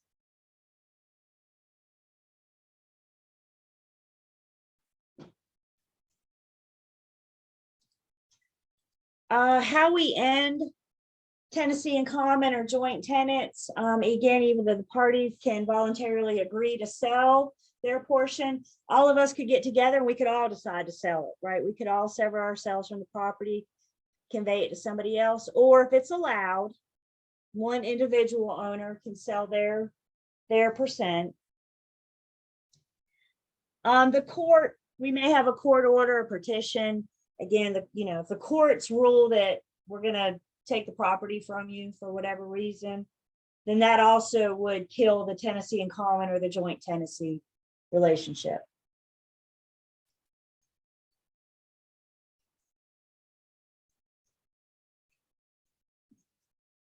So we've talked about tenants in common. We've talked about joint tenants. So let's talk about when married people purchase. And when married people purchase property, they take title by tenancy by the entirety. Tenancy by the entirety is the default for people that are married when they take title. Please hear me. If you own property before you get married, the act of getting married does not create a tenancy by the entirety. In order to have a tenancy by the entirety, you have got to be married when you take title. Guys, there's only two answers to the question, are you married? You're either married or you're not. If you're separated, you're still married. If you're engaged, you're not married yet. You're either married or you're not. If you're married when you take title, the default is tenancy by the entirety. Married couples could choose to do tenant in common or joint tenancy, but the default is tenancy by the entirety. If you're not married when you take title, you're going in as a joint tenant or a tenant in common. If you buy property on your own and then get married, that takes us back to our marital life estate. How much is the surviving spouse going to get? Depends on how long you were married. With tenancy by the entirety, both people have to sign the deed to convey. They have to sign the deed to sell the property. Whether you are tenancy by the entirety or not, North Carolina is what's known as a spousal state, which means we need both spouses to sell the property, whether you're on the deed or not. It takes one to buy, but two to sell. I got my license in 2008, and I remember the story that my pre-licensing instructor told me about this. One of those stories that stick with you. So the story I heard when I was in pre-licensing, you have a married couple. The gentleman purchases a condo for his mistress. One to buy. That relationship with his mistress runs its course. Dude goes to sell the condo, and what's the attorney say? Two to sell. Gulp. We got some choices here, don't you? Guys either got to fess up because he's got to have his wife sign it, even though she's not on the deed. We're a spousal state, so he's got to have his wife sign it. Or maybe he better find a tenant and hope that, it works itself out. I guess the moral to this story is rent an apartment for your mistress. Don't commit to what? Don't have a mistress or a mister at all, whatever. But you guys are with me, right? Dude got himself in some messy waters, didn't he? It takes one to buy. He was perfectly capable of buying that condo all by himself. But when he went to sell it, now the wife had to sign to convey. Oops. With tenancy by the entirety, right of survivorship is automatic. You have two spouses. One passes away, the interest automatically goes to the remaining spouse. I don't care what this spouse's will says. When one passes away, the interest automatically goes to the spouse. Now, guys, in this class, we're not getting into like prenups and stuff like that. If you want to learn about prenups, sign up for law school. But with tenancy by the entirety, right of survivorship is automatic. We don't have to create it. It just happens. We have our 4 unities again there: possession, interest, time, and title. And how we terminate a tenancy by the entirety: death of either spouse, leaving the remaining spouse as ownership and severalty. Divorce could terminate the tenancy by the entirety. The property should probably be divvied up in the divorce decree. So are we going to sell it and split the profit? Is one of us going to get it? In which case you're going to convey it from us to me. So however the divorce decree is set up. And then mutual agreements, i.e. we both decide to sell it. Tenancy by the entirety and joint tenancy, again, are very similar. Tenancy by the entirety is designed more for people that are married. Joint tenancy is meant to mimic tenancy by the entirety for unmarried people. When you're working with buyers and they're married, they're more than likely going to want to take tenancy by the entirety. But if you're working with buyers that are unmarried, we need to get them to the closing attorney so the attorney can have a discussion with them about how they want to take title. I cannot legally advise somebody on how to take title. I had unmarried buyers a couple years ago. They'd moved down from New York. He had a job opportunity down here and he said, "Do you want to come with me?" And she said, "Okay, I'll move to North Carolina with you." He asked her, "You got a choice. Do you want the ring or do you want the house?" And she said, "Oh, I want the house, absolutely." So they came down and an unmarried couple was purchasing. I, once again, did not whip out my pre-licensing book and explain the difference between tenancy in common and joint tenancy. Instead, I scheduled a conference call on their lunch break with our closing attorney, so the closing attorney could explain the difference and how they want to take title. I was not part of that call, so I didn't hear how the conversation went down. However, I imagine it was something like, when something happens to one of you, what do you want to have happen to your interest? If you want it to go on to your heirs, we'll do a tenant in common. If you want it to go on to the surviving owner, then we'll do joint tenancy and add the right of survivorship because we're in North Carolina. Again, joint tenancy could mimic tenancy by the entirety for people that are not married. So let's see, Tessa says, when a couple is married, is it automatically considered tenancy by the entirety? And first off, there are no stupid questions. But in order to be tenancy by the entirety, you have to be married when you purchase. So is it considered automatically a couple's married? And then yes, the default is tenancy by the entirety. I have a quick question. I have a question. Oh. Yeah. I was Whoever. gonna say both names need to be on the deed for tenancy in absolutely. the entirety. Absolutely. Absolutely. But if they're not, like if I buy property and then I get married, we're still a spousal state. Okay. So we don't have a tenancy by the entirety, but we're still married. 1 to buy, 2 to sell. Yep. Well, if you are married, that case with the mistress, he bought the condo. It was only in his name. Correct. What kind of tenancy was that? Was it a joint tenancy? He owned it as in severalty. Okay. He owned it. It's just him. But because North Carolina is a spousal state, 1 to buy, 2 to sell, it doesn't Right. matter if your spouse is on the deed or not. Okay. But he would himself would have owned it in severalty. Yep. So Got when he died, if he died instead of getting rid of the mistress, if he died, then it does not just convey to her. It would probably be spelled out in his will what he wants to have happen to that condo. That might be his only out, Tom. That might be his only saving grace because he passes away first. That may be his wife's witch too. And if she finds out, right?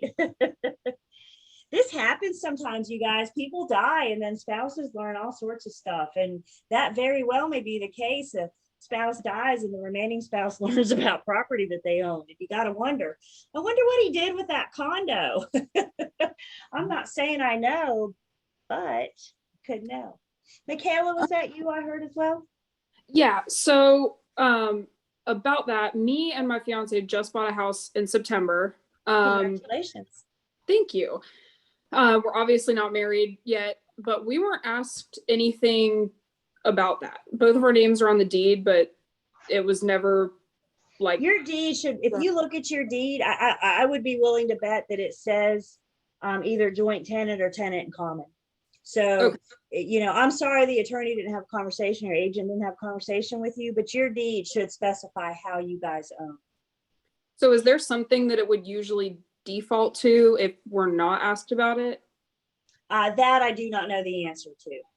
I Okay. do not know how the attorney would default that. Let me share this with you guys. So I bought a little condo when I was still single. I didn't even know my husband yet.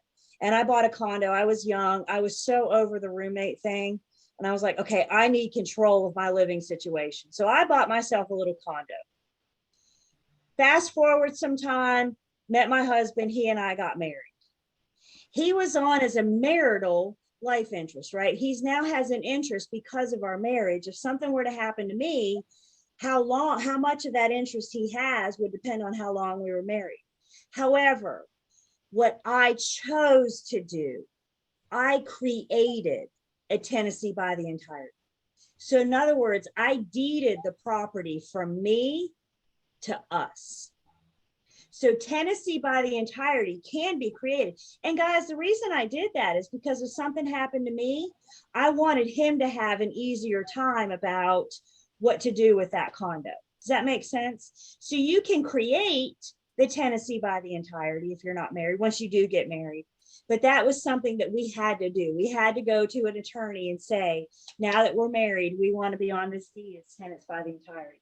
It did not just happen when we got married.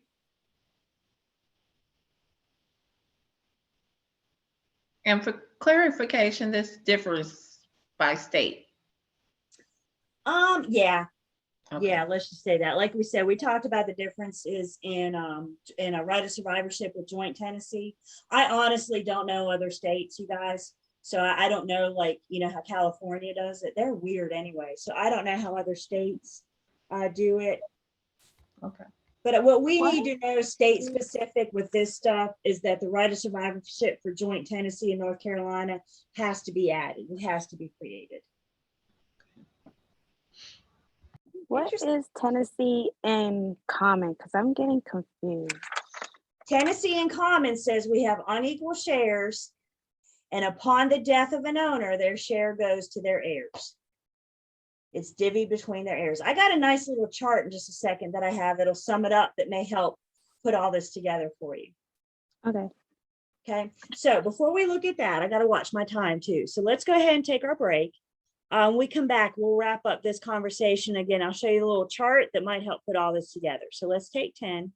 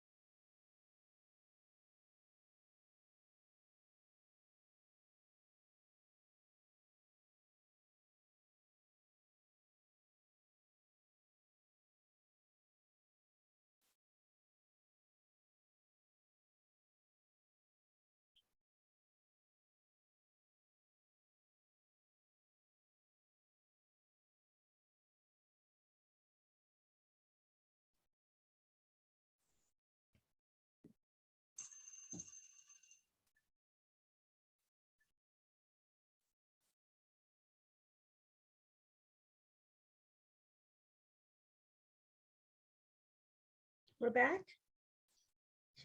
So on break, Tom ran and grabbed his deed. And he said he and his wife are both still on there. It doesn't specifically state Tennessee by the entirety, anything else. Remember, when you're married and you take title, the default is Tennessee by the entirety. So it may not specifically say that you are Tennessee by the entirety, but because you guys, it's your wife. So yes, the default on that would be Tennessee by the entirety. I gotta have all you guys looking at your deeds tonight or tomorrow. All right, so we're back. And I'm taking attendance. Everybody, you see a little flash on your end.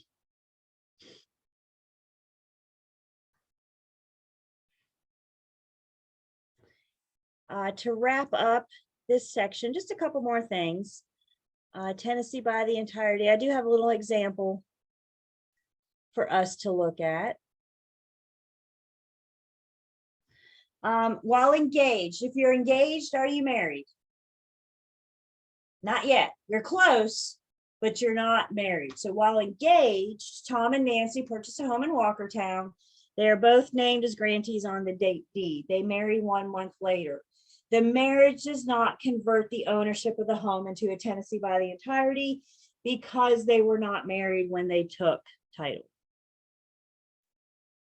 As I mentioned right before the break, somebody, and I apologize who, somebody mentioned about how we can keep all this together. You guys don't write this down. Please put your pen down. I have this very slide for you saved as a separate PDF in the Unit 2 online learning system. So remember your recording, you have this information. Guys, please remember you have access to all of my PowerPoints in the online learning system. If your hand's starting to cramp already, please don't feel like you need to write down every single word. I provide that for you. But in addition to that, I've also pulled this one slide out and created its own little page, if you will. I think this is going to be more important in like 2 months from now when you guys are getting ready to take our exam. So I think this little chart would be a nice little refresher for you guys and help you get the information you need. So think of joint Tennessee and Tennessee by the entirety are very similar. Again, the biggest difference between the two is that we're not married, whether we're married or not, I should say. Tennessee in common is different. Interest goes to heirs. There is no right of survivorship. We have unequal shares. And, you know, back to Tom's statement, I mean, how many attorneys do we have in the state of North Carolina? Right? So, you know, what one may do, another may do different, another may do different. So if you look at your deed and it doesn't specify, I would think if you were not married, then it should maybe specify. What questions do we have on ownership? Ownership and severalty or concurrent forms of ownership? Is there an advantage or disadvantage to waiting to purchase a home until you're married to your partner? I just wonder why there's two separate things and there's not just one that covers all the bases. Because if we're not married, I mean, what if you and I were business partners? You know, we were going to purchase a property as business partners. We'd probably be more apt to go in Tennessee in common. I've always heard, you're not going to be tested on this, but for example, I've always heard never, ever, ever go into business with somebody 50-50. Never. Because if you guys have a conflict, who's going to settle that? So if you're going into business with somebody, you go in 49-51, right? That could be a good case for a tenant common. So we have the different forms to give people options based on their particular situation, what fits best for their scenario. So is one better than other? I don't think there's an answer to that. I think it comes down to what's best for your situation. Thank you. Yeah.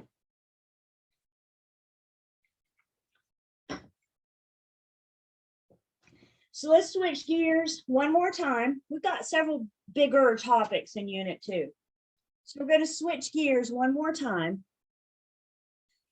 And now we're going to talk about some common interest community properties, also known as hybrid forms of ownership. And the reason they're hybrid is because we have elements of both ownership and severalty and concurrent. We're going to share some ownership, not only with the property that we own, but some other areas, some grounds as well. Usually with a hybrid form of ownership, you are dealing with a homeowners association, also known as an HOA. We're going to talk about the HOA and covenants and restrictions and all that other good stuff when we get to Unit 6. So we're getting there. The first form of hybrid form of ownership that we have to discuss is condominium ownership. Condominiums are also known as condos. A condo owner owns air. A condo owner owns airspace. They own from wall to wall, paint to paint, sheetrock to sheetrock, however you want to think about that. Condo owners don't own anything on the exterior.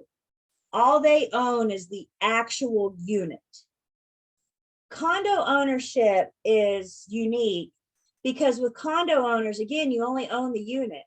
You don't own any air above you. You don't own any land beneath you. So this is why we can stack condos. All you own is that airspace. With condominium ownership, the common areas are managed by the HOA, but the common areas are owned by all the owners as tenant in common. So they're managed by the HOA, they're owned, that's part of your ownership. Why don't you guys share with everybody in the chat? When I say common areas, what is it that you think about? What do you think about when I say common areas? Lobby, the roof, pool. Yeah, we like that pool, don't we? Especially this time of year. Elevator, stairwell, clubhouse, hallways, the gym, parking lot, the yard, the landscaping, the dog park, walkway, sidewalk, some kind of playground, mail slots, mailboxes. Tom said something about the balcony. We can get to that in just a second. So, what if there's a clubhouse? Those are the common areas. So by owning ownership in a condominium, not only do you own the unit, but you also have access to these common areas through your ownership. Generally, the balcony, it's going to be part of the ownership because it's exclusive, but it's still going to be maintained by the HOA. That could be an example of this exclusive right to a limited common element. So you would have the exclusive right to that balcony. Other common, limited common elements, some condo complexes have like reserved parking spaces, or maybe you have like a storage building or a garage that you and only you have access to. So you pretty much just own air. Everything else is managed by the HOA. Exterior, we all own it as tenants in common. In North Carolina, we have something called the North Carolina Condominium Act of 1986. And what the North Carolina Condominium Act says, it does this for a few things for us. First off, it says that the developer of the condominium for a new construction condominium has to provide bylaws, covenants, plat maps, plans. They got to provide the information about the condo and the complex to the buyer of a new construction condominium. They have to have the plat map and the plans and the bylaws finalized before they can close on the very first unit. Before they can close on the first unit, they have to have all of these plans and plat maps and bylaws finalized. Please understand, we can go under contract with a preliminary plat map, but it's got to be finalized before it closes. Bottom line, you guys, a buyer deserves to know what they're buying. Would you guys agree with that? A buyer deserves to know what they're buying, which is why we have to have these things finalized. A lot of these things are recorded, they're public record. We're going to talk about public records and recording when we get to Unit 5. The developer also has to provide a public offering statement before we go under contract, before we sign the contract. And this public offering statement just tells how management is structured, how management is handled, who is going to manage the property.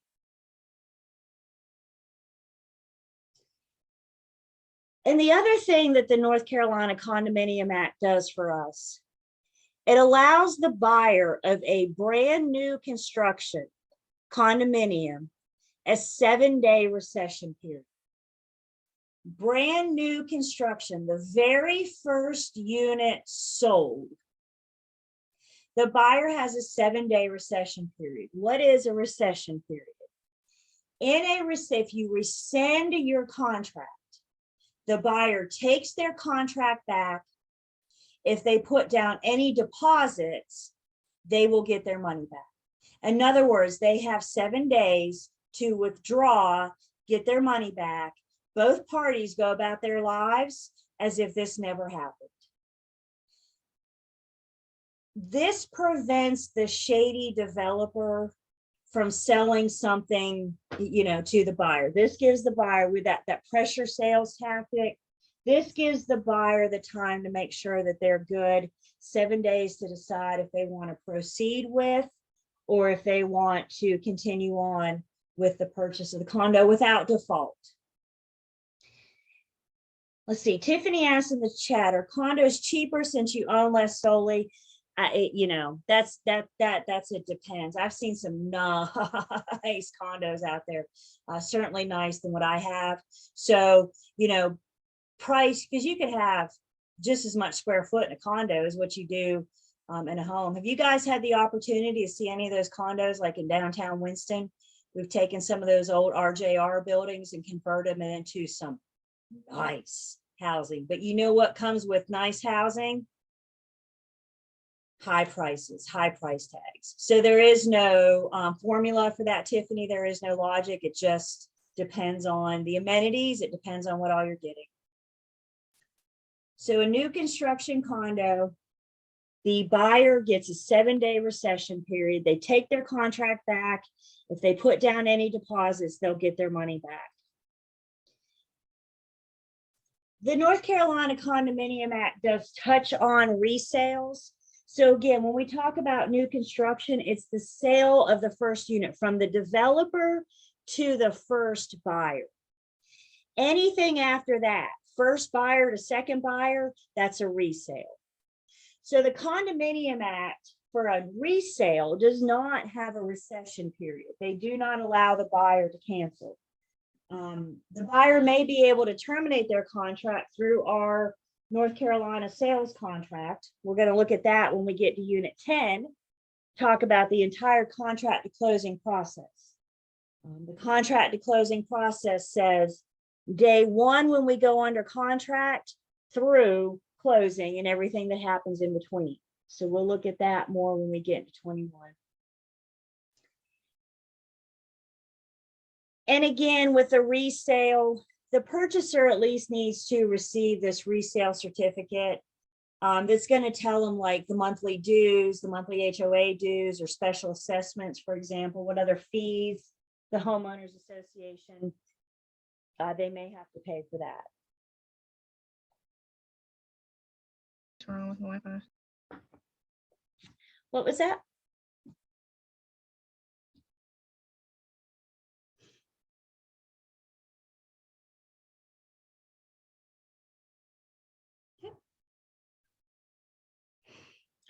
Another form of hybrid ownership, common interest properties that we have is a cooperative ownership, also known as a co-op. With a co-op, you do not own property. When you buy a co-op, you're buying stock, and that stock gives you permission to live there. You don't own property, you own stock. That proprietary lease you see there in the 3rd bullet point, That proprietary lease is the permission to be there. So you purchase stock, you don't own the unit, but you do own stock and you have permission to be there. We don't see many of these in North Carolina. I've heard of one in Charlotte. I don't remember the name of it. Where we see these most, think of our bigger, older cities. So let's think like Philadelphia, New York, Boston. These are really common in New York City. Co-ops.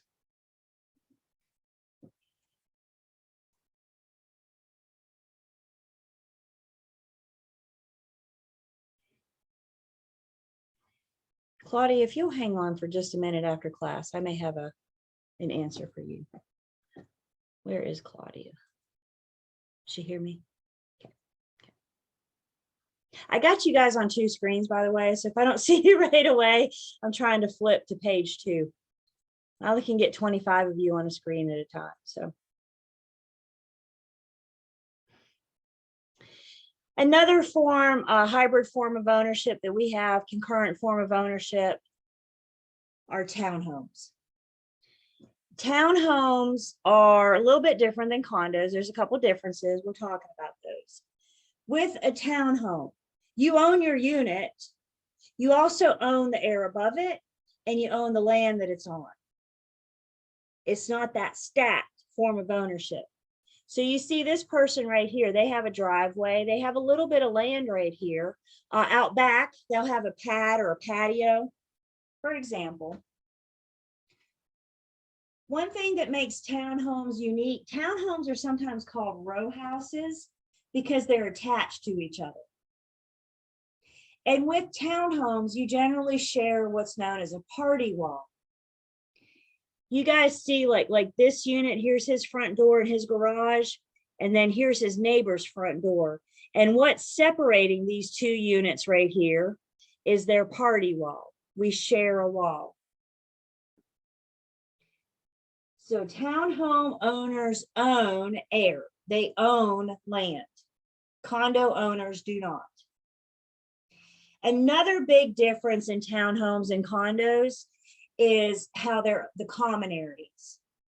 So with townhomes, the common areas are owned and managed by the HOA. Remember we said with condos, they're owned by the owners as tenants in common, they're managed by the HOA. With townhomes, they're owned and managed by the HOA. And townhomes are not covered under the North Carolina Condominium Act because they're not a condo, they're townhomes, 2 separate things that we're talking about. So we don't have the same rules or acts with townhomes.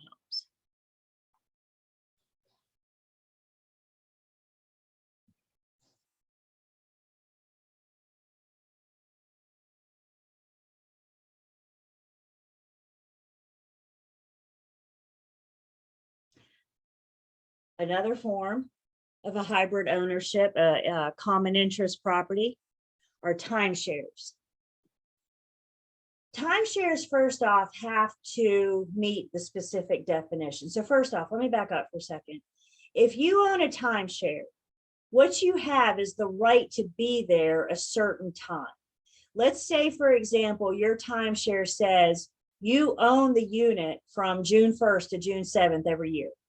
That's what you own, is that week. You own that time to occupy the unit. So while you own that unit 1 week out of the year, 51 other people own that same unit as well. You get me? Everybody has their week. In order to fall under the category of a timeshare, it's the right to occupy a unit at least 5 or more separate time periods over at least 5 years. And I need you guys to note that at least. In other words, 5 is the minimum. So you have the right to occupy a unit during at least 5 or more separate time periods over at least 5 years. You can have more than 5, but 5 is the minimum. Guys, here's the deal. It doesn't matter what the timeshare is named. You could call it East Coast Vacation Resort. If it falls under the definition of a timeshare, then it is considered a timeshare and it has to follow the Timeshare Act. If it walks like a duck and quacks like a duck, it's probably a timeshare. It does not matter what you call it if it meets this definition. Purchasers of a timeshare have a 5-day recession period. You go under contract to buy a timeshare, you have 5 days to rescind. You have 5 days to take your contract back. If you put down any deposits, you'll get your money back. Again, the concern is, remember the Real Estate Commission's main purpose is to protect the public. And there have been some incidences out there where timeshare owners, timeshare developers haven't always had the public's best interest in mind. So the Timeshare Act is meant to protect the public by giving them this 5-day recession period, by requiring anything that meets this definition to fall under the act.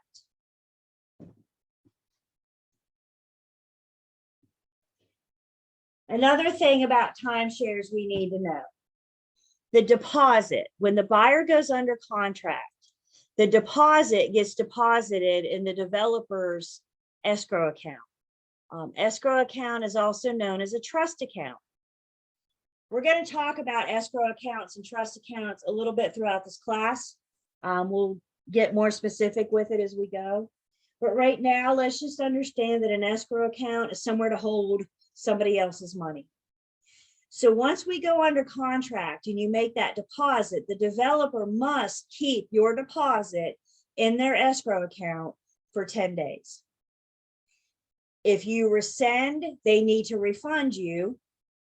If you go past your 5 days, after 10 days, now the developer can transfer that from their escrow account to their operating account and use that money how they choose. But they've got to keep it in their escrow account for 10 days. So to help us remember the specifics of a timeshare, let's look at what we got in red here, our 5-5, 5-10. Let's do something together to help us remember this. You guys push yourself back, give yourselves a little bit of room so you don't accidentally punch your computer screen. So make sure you got some elbow room here. One way that may help us think of timeshares, if we can always remember 5, 5, 5, 10. Let's do that together. Doesn't that look like fun? All right, let's do that together. You ready? 5, 5, 5, 10. And you know what? Let's have fun and throw in some jazz hands just because. You will not be tested on jazz hands, but jazz hands never hurt, do they? All right, let's try that again. You ready?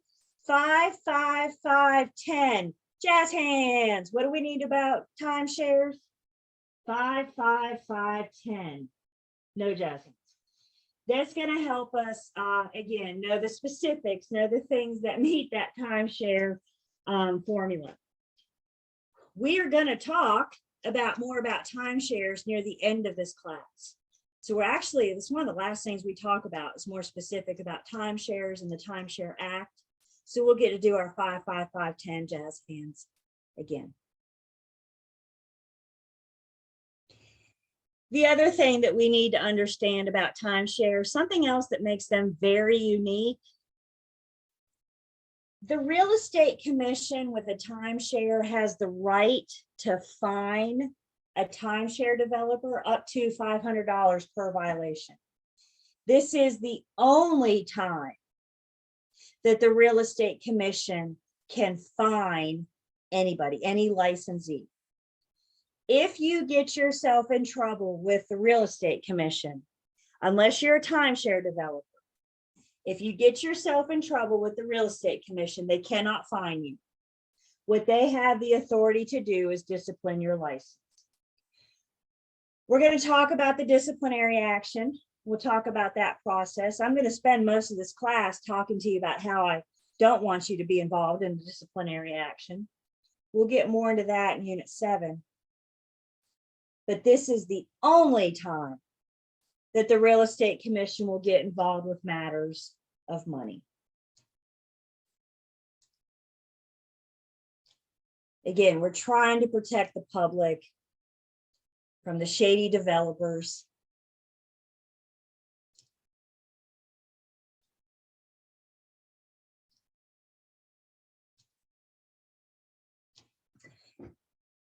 The last little piece of unit 2 that we have is to talk about a trust. A trust is, you see there, it's a legal arrangement. Trusts are set up to try to avoid probate once the individual passes away. Probate is the legal process of kind of, let's say, dissecting and going through the will. And some of you may know probate sometimes can get very costly. It can take a lot of time. It can get expensive. We can get petty about it. So what some people may choose to do is to create a trust while they're still alive. And then that way, when they pass away, they know how their estate's going to be handled. With trusts, there are always 3 parties. The grantor is the person that sets up the trust, that determines what's going to happen when they pass. The trustee is the person that's going to manage the affairs for the grantor. The trustee is going to be an attorney. And then the beneficiary is the one that's going to benefit from the trust when this is all said and done. If, as real estate agents, we're ever called to sell or help buyers or sellers with a trust, we're going to be dealing with the trustee. That's who we're going to be communicating with. So the good news is we already have an attorney involved. We don't have to get one involved. They're already there. Again, it's just a way for estate planning.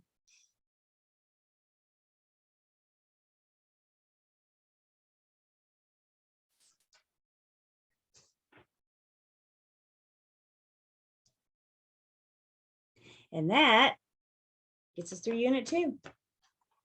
2 down, guys. Look at us go. So I always like to remind you those key terms back on page, in this case, on page 20.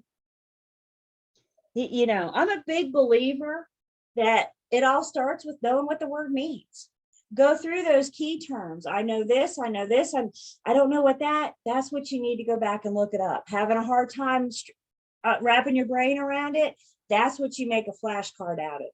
Please, please, please don't try to make a flashcard out of every single key term in your textbook.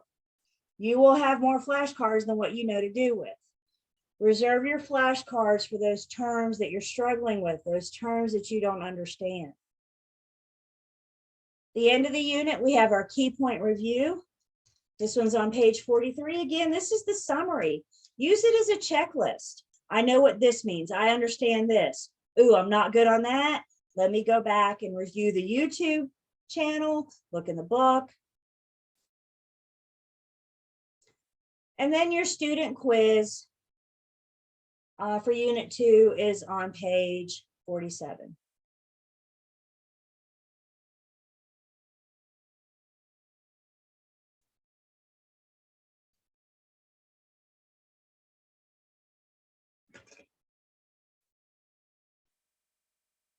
Questions? I need to stop sharing just for 1 second while you guys are sending or asking questions.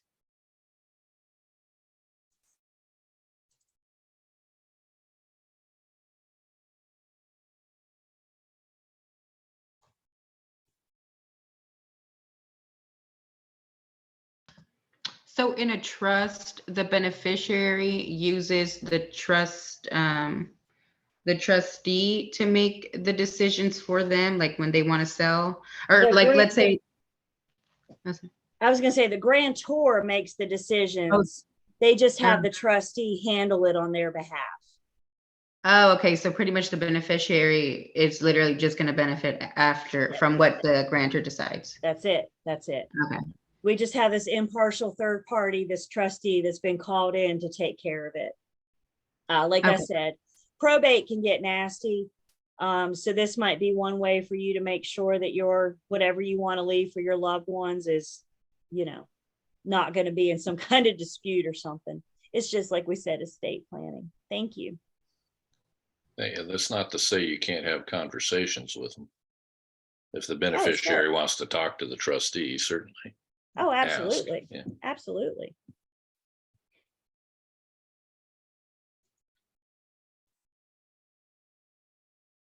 Other questions on unit 2?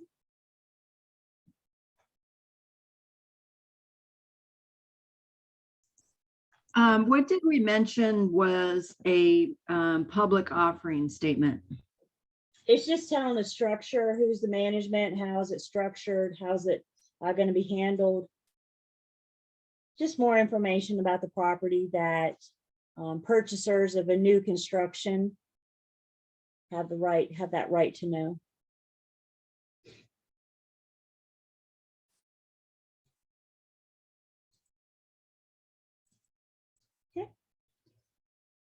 So before we get into unit 3, if we get into unit 3 tonight, it won't be much. So the last thing I want to do before we go today is talk about what we're going to do next week. So you guys can all make sure that you look ahead. I do really think it's so important that you guys look ahead so you expose yourself to a lot of this stuff once before we come into class and have the discussion. So we'll talk about what next week's going to look like before we leave. Before we do that though, I just kind of want to do us a brief introduction to math. Now we don't actually start, we're going to start, I say that, we're going to actually start doing math next week in unit 3, like testable math next week in unit 3. So what I want to do right now is just kind of briefly introduce you to some of these things that we're going to see in the math, start getting your brain thinking. Guys, please remember what we said last night. If math isn't your thing, please spend a little bit of time with the math facts section in the back of your textbook. I don't remember what page it is, but you have a math facts section in the back of your book. So if it's been a while since you've done math, you may want to brush up with a math facts section. If when I say math, it just sends this little terrified panic through you, look through the math facts section so we can start, getting you ready for when we start testable math next week. Also, please don't forget to go calculator shopping. I think the sooner you guys get your calculator, you'll know how to use it. All calculators have their own little quirks. And I'm here to tell you guys, remember, I can't let you use your phone. And I'm here to tell you guys, the calculator on your phone is much smarter than this one. So if you're used to using the calculator on your phone, you're going to be in for a little bit of shock when you pick this one up. And this is why I want you guys to start practicing on this today. So if you haven't been calculator shopping yet, I'm telling you, we're starting the math next week. Please get a calculator so you'll be ready to go. And that way you'll have the practice. I can't tell you how many times when we were still in person, I'd have somebody show up on test day asking me how to work their calculator. Does that send a little fear or panic through you? Don't be that person. Learn how to work your calculator now, so when test day rolls around, you got this. So everybody with me? Calculator shopping. No phones, basic calculator.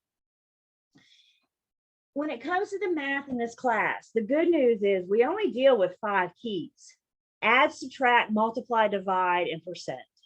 That's it. That's another reason why we need a basic calculator. We're not getting anything more complex than that.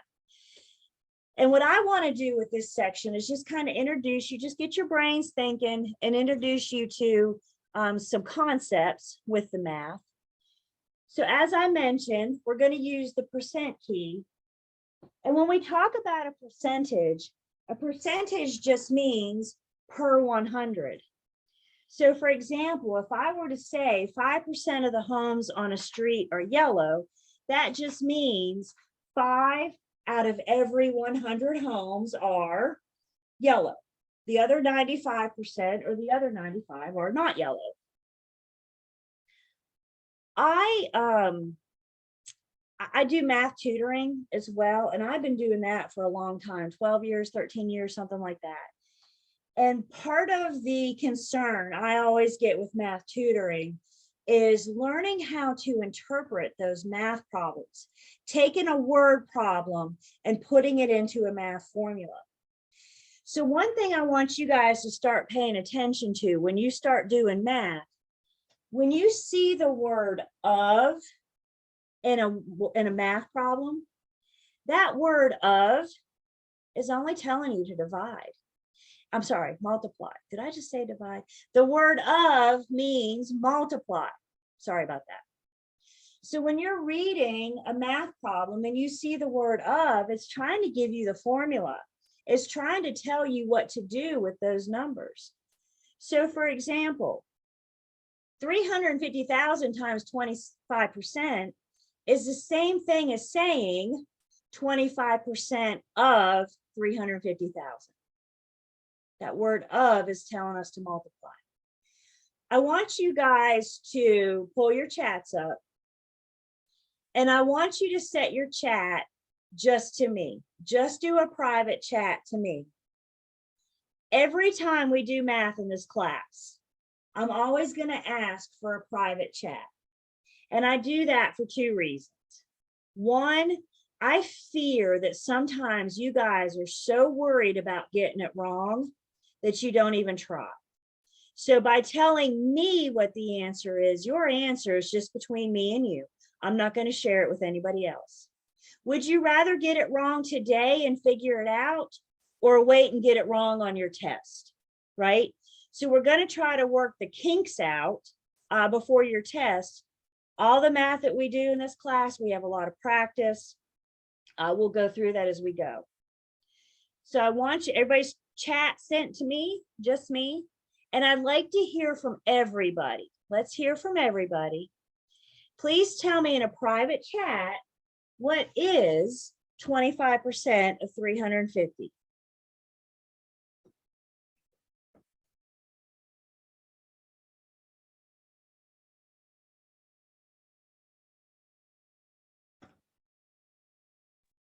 Sorry, of 350 or 350,000? 350,000. I'm sorry. Thank you.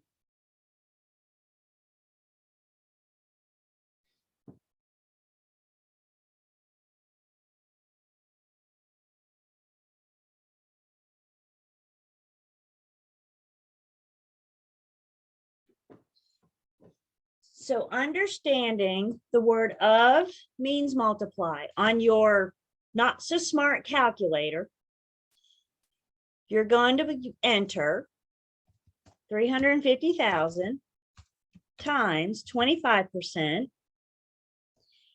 And what I'm hearing it looks like for most of us is 87,500. You could also say 350,000 times 0.25. And guess what? You're going to get the same answer. A lot of times with the math, there's more than one way to go about it. If you don't want to deal with the percent key, then you convert it to a rate by moving the decimal place and calculating it that way. If you have a preference, or when you find a preference, I suggest that you like how you do it and stick with it. Here's the deal with the math, you guys. I forgot my times here. You guys know what I mean, right? This is supposed to be a 350,000 times. Okay. When it comes to, see, when it comes to the math, I don't care how you get the right answer. All of your test questions, both on my test and the state exam, are all multiple choice. And when you're doing the math, the answer's staring at you right in the face. It's just a matter of deciding A, B, C, or D. And how you get to the right answer makes no difference to me whatsoever. If you like to use the percent key, use the percent key. If you don't, then use the rate to get to that. Did anybody, oh my God, this used to drive me nuts in school back in the day. And I would have points deducted from my math test because I didn't do the problem exactly like the teacher. I got it right, but I didn't do it like the teacher. Anybody else? Used to make me so mad. Guess what? I don't care. I don't care how you do it. Just get to the right answer. When we were in person, I used to use the example when it came to math. I used to be able to look at you guys and say, let's all go to the mall. Let's all jump up, run out to our cars, and let's all go to the mall. Could we agree that there's more than one way to get to the mall? Is there more than one way? Some of you may want to jump on the highway and get there fast. Some of you may want to take the back road. Some of you are going to have to hit a dead end and turn around and come back. Guess what? It doesn't matter how you get to the mall. Just get to the mall. That's our objective. So however you get to the answer, however you see it, one thing I like about math so much is that there are several different ways to do these things. So as we work through these in class together, I'm going to try a lot of times to show you several different ways to see which way your brain sees it. If you find an alternative way to do it, great. It makes no difference to me how you get to the mall. Just get to the mall. That's our objective. So still on a private chat, here's a more real question for you. Take just a few minutes. Tell me in a private chat what you think the answer is.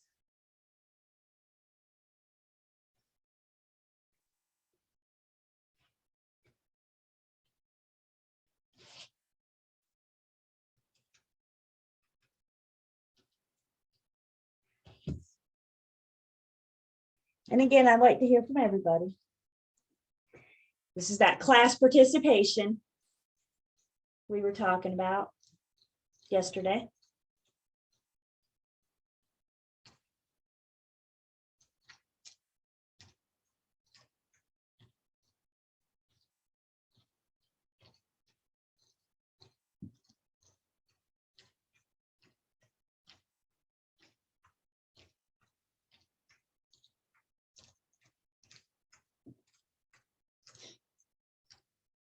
Okay. So when we see a problem, any problem, maybe it's a word, maybe it's a word problem, maybe it's a math problem. Whenever we see a problem, the first thing we're going to do is just read the problem. Sometimes when we see math, our instinct is to pick the calculator up and start doing something. Slow down. The first thing I want you guys to do when you see it is just read it. Sit on your hands if you have to, but just read the problem. So Lane sells her home for $250,000 and pays her real estate agent's firm a commission of 5% of the sales price. What is the total commission paid? So the only thing, the stem of this question, the only thing I care about is what? Lane's total commission. When we get more in depth in the math, when we keep going, math problems particularly like to include distractors. Do y'all know what a distractor's job is? To distract you. So how do you beat the distractors? You stay focused on what the question's asking. We're familiar with our formulas. We know the problem. And if there's a number in the problem that doesn't tell you what is the total commission paid, that's called a distractor, and you can put it off to the side. So we read this problem, and looky here, I see the word of. That word of tells us to multiply. It's 5% of the sales price. So on our calculators, we say 5%, I'm sorry, 250,000 times 5%. And I mean, y'all got this. Y'all know how to calculate your commission, don't you? Y'all blow my mind. You say, I'm no good at math, but by golly, when it comes to calculating your commission, all of a sudden you're really good at it, as you should be. We're going to talk about your commission, how you get paid, how all that works when we get to unit 8. So we'll talk about your money. That's a good unit, right? And we're going to do that math. Commission math is fun math. So we took the sales price, 250,000, I'm sorry, 5% of the sales price, and got our commission at 12,500. What I want to do now is introduce you guys to a tool that we're going to use frequently in this class when it comes to math. And what I would like you to do first is just take a minute and write this, take a fast minute and write this down real quick. And then we're going to talk about what this thing is and what it means.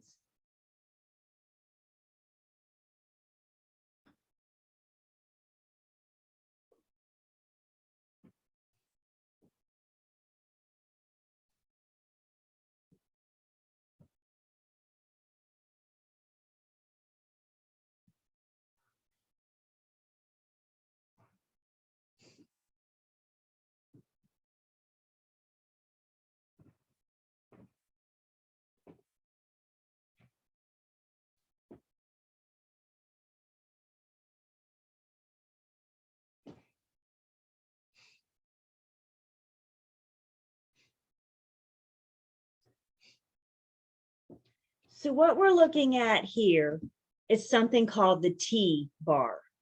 Why is it called the T-bar?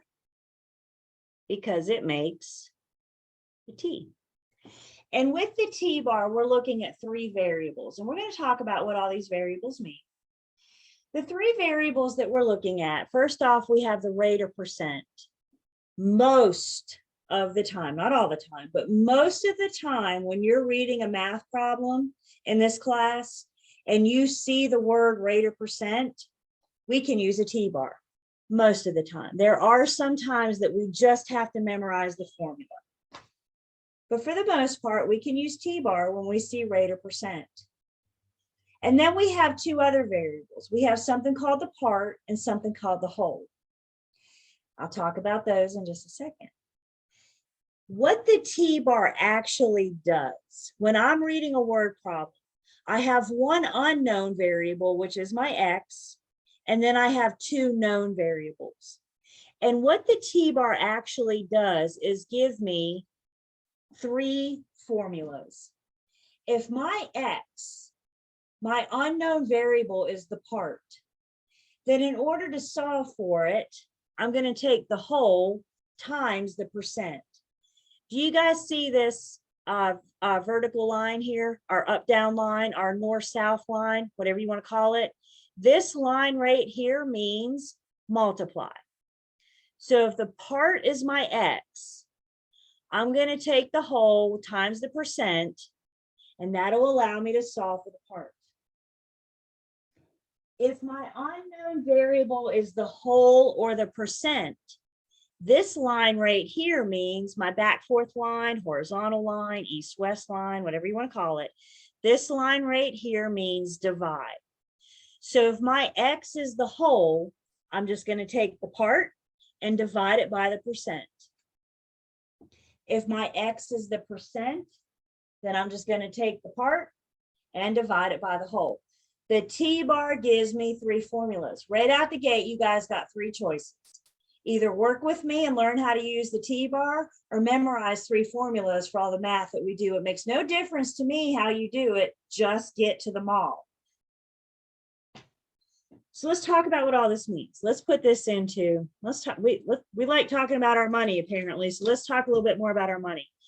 Let's say you're reading the problem and it tells you that your commission rate is 5%, the sales price is $100,000, and the question wants to know what is your commission. So we've read the problem. In the problem, I see the words rate or percent.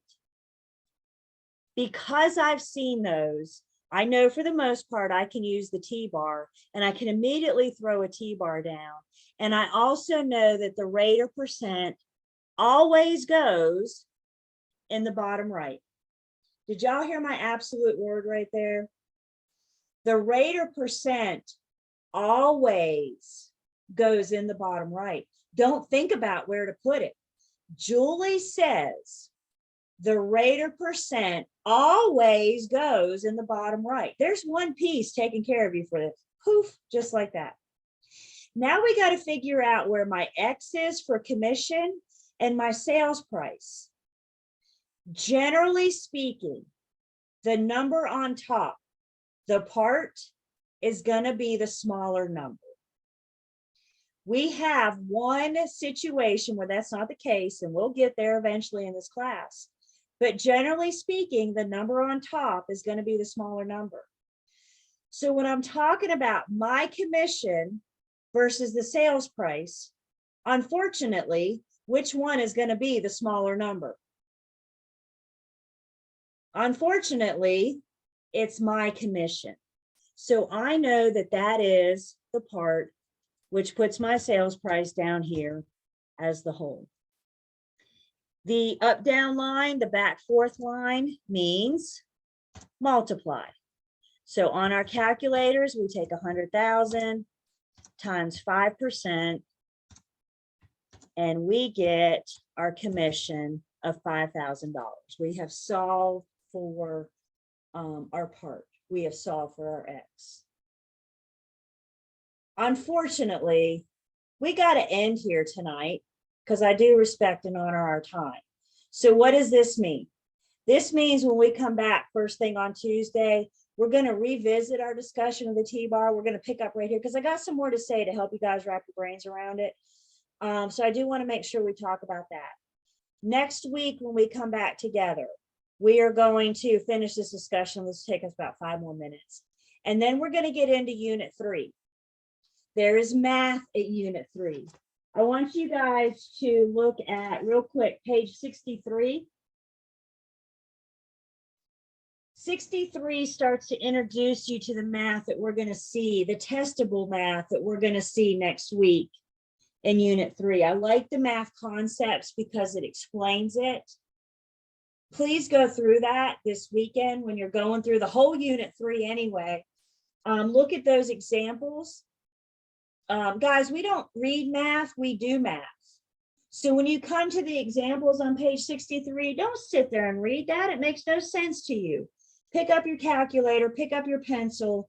A lot of times by seeing the math in your own style, it's going to help it click. So after Unit 3, we'll do Unit 4. We'll do Unit 5 next week. I don't know. We may even get started in Unit 6.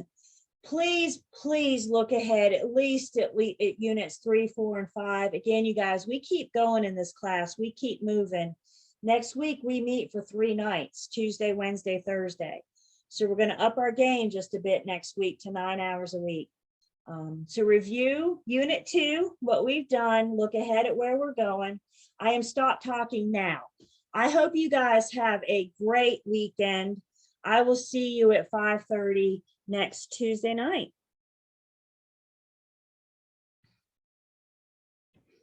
Bye. Thank you.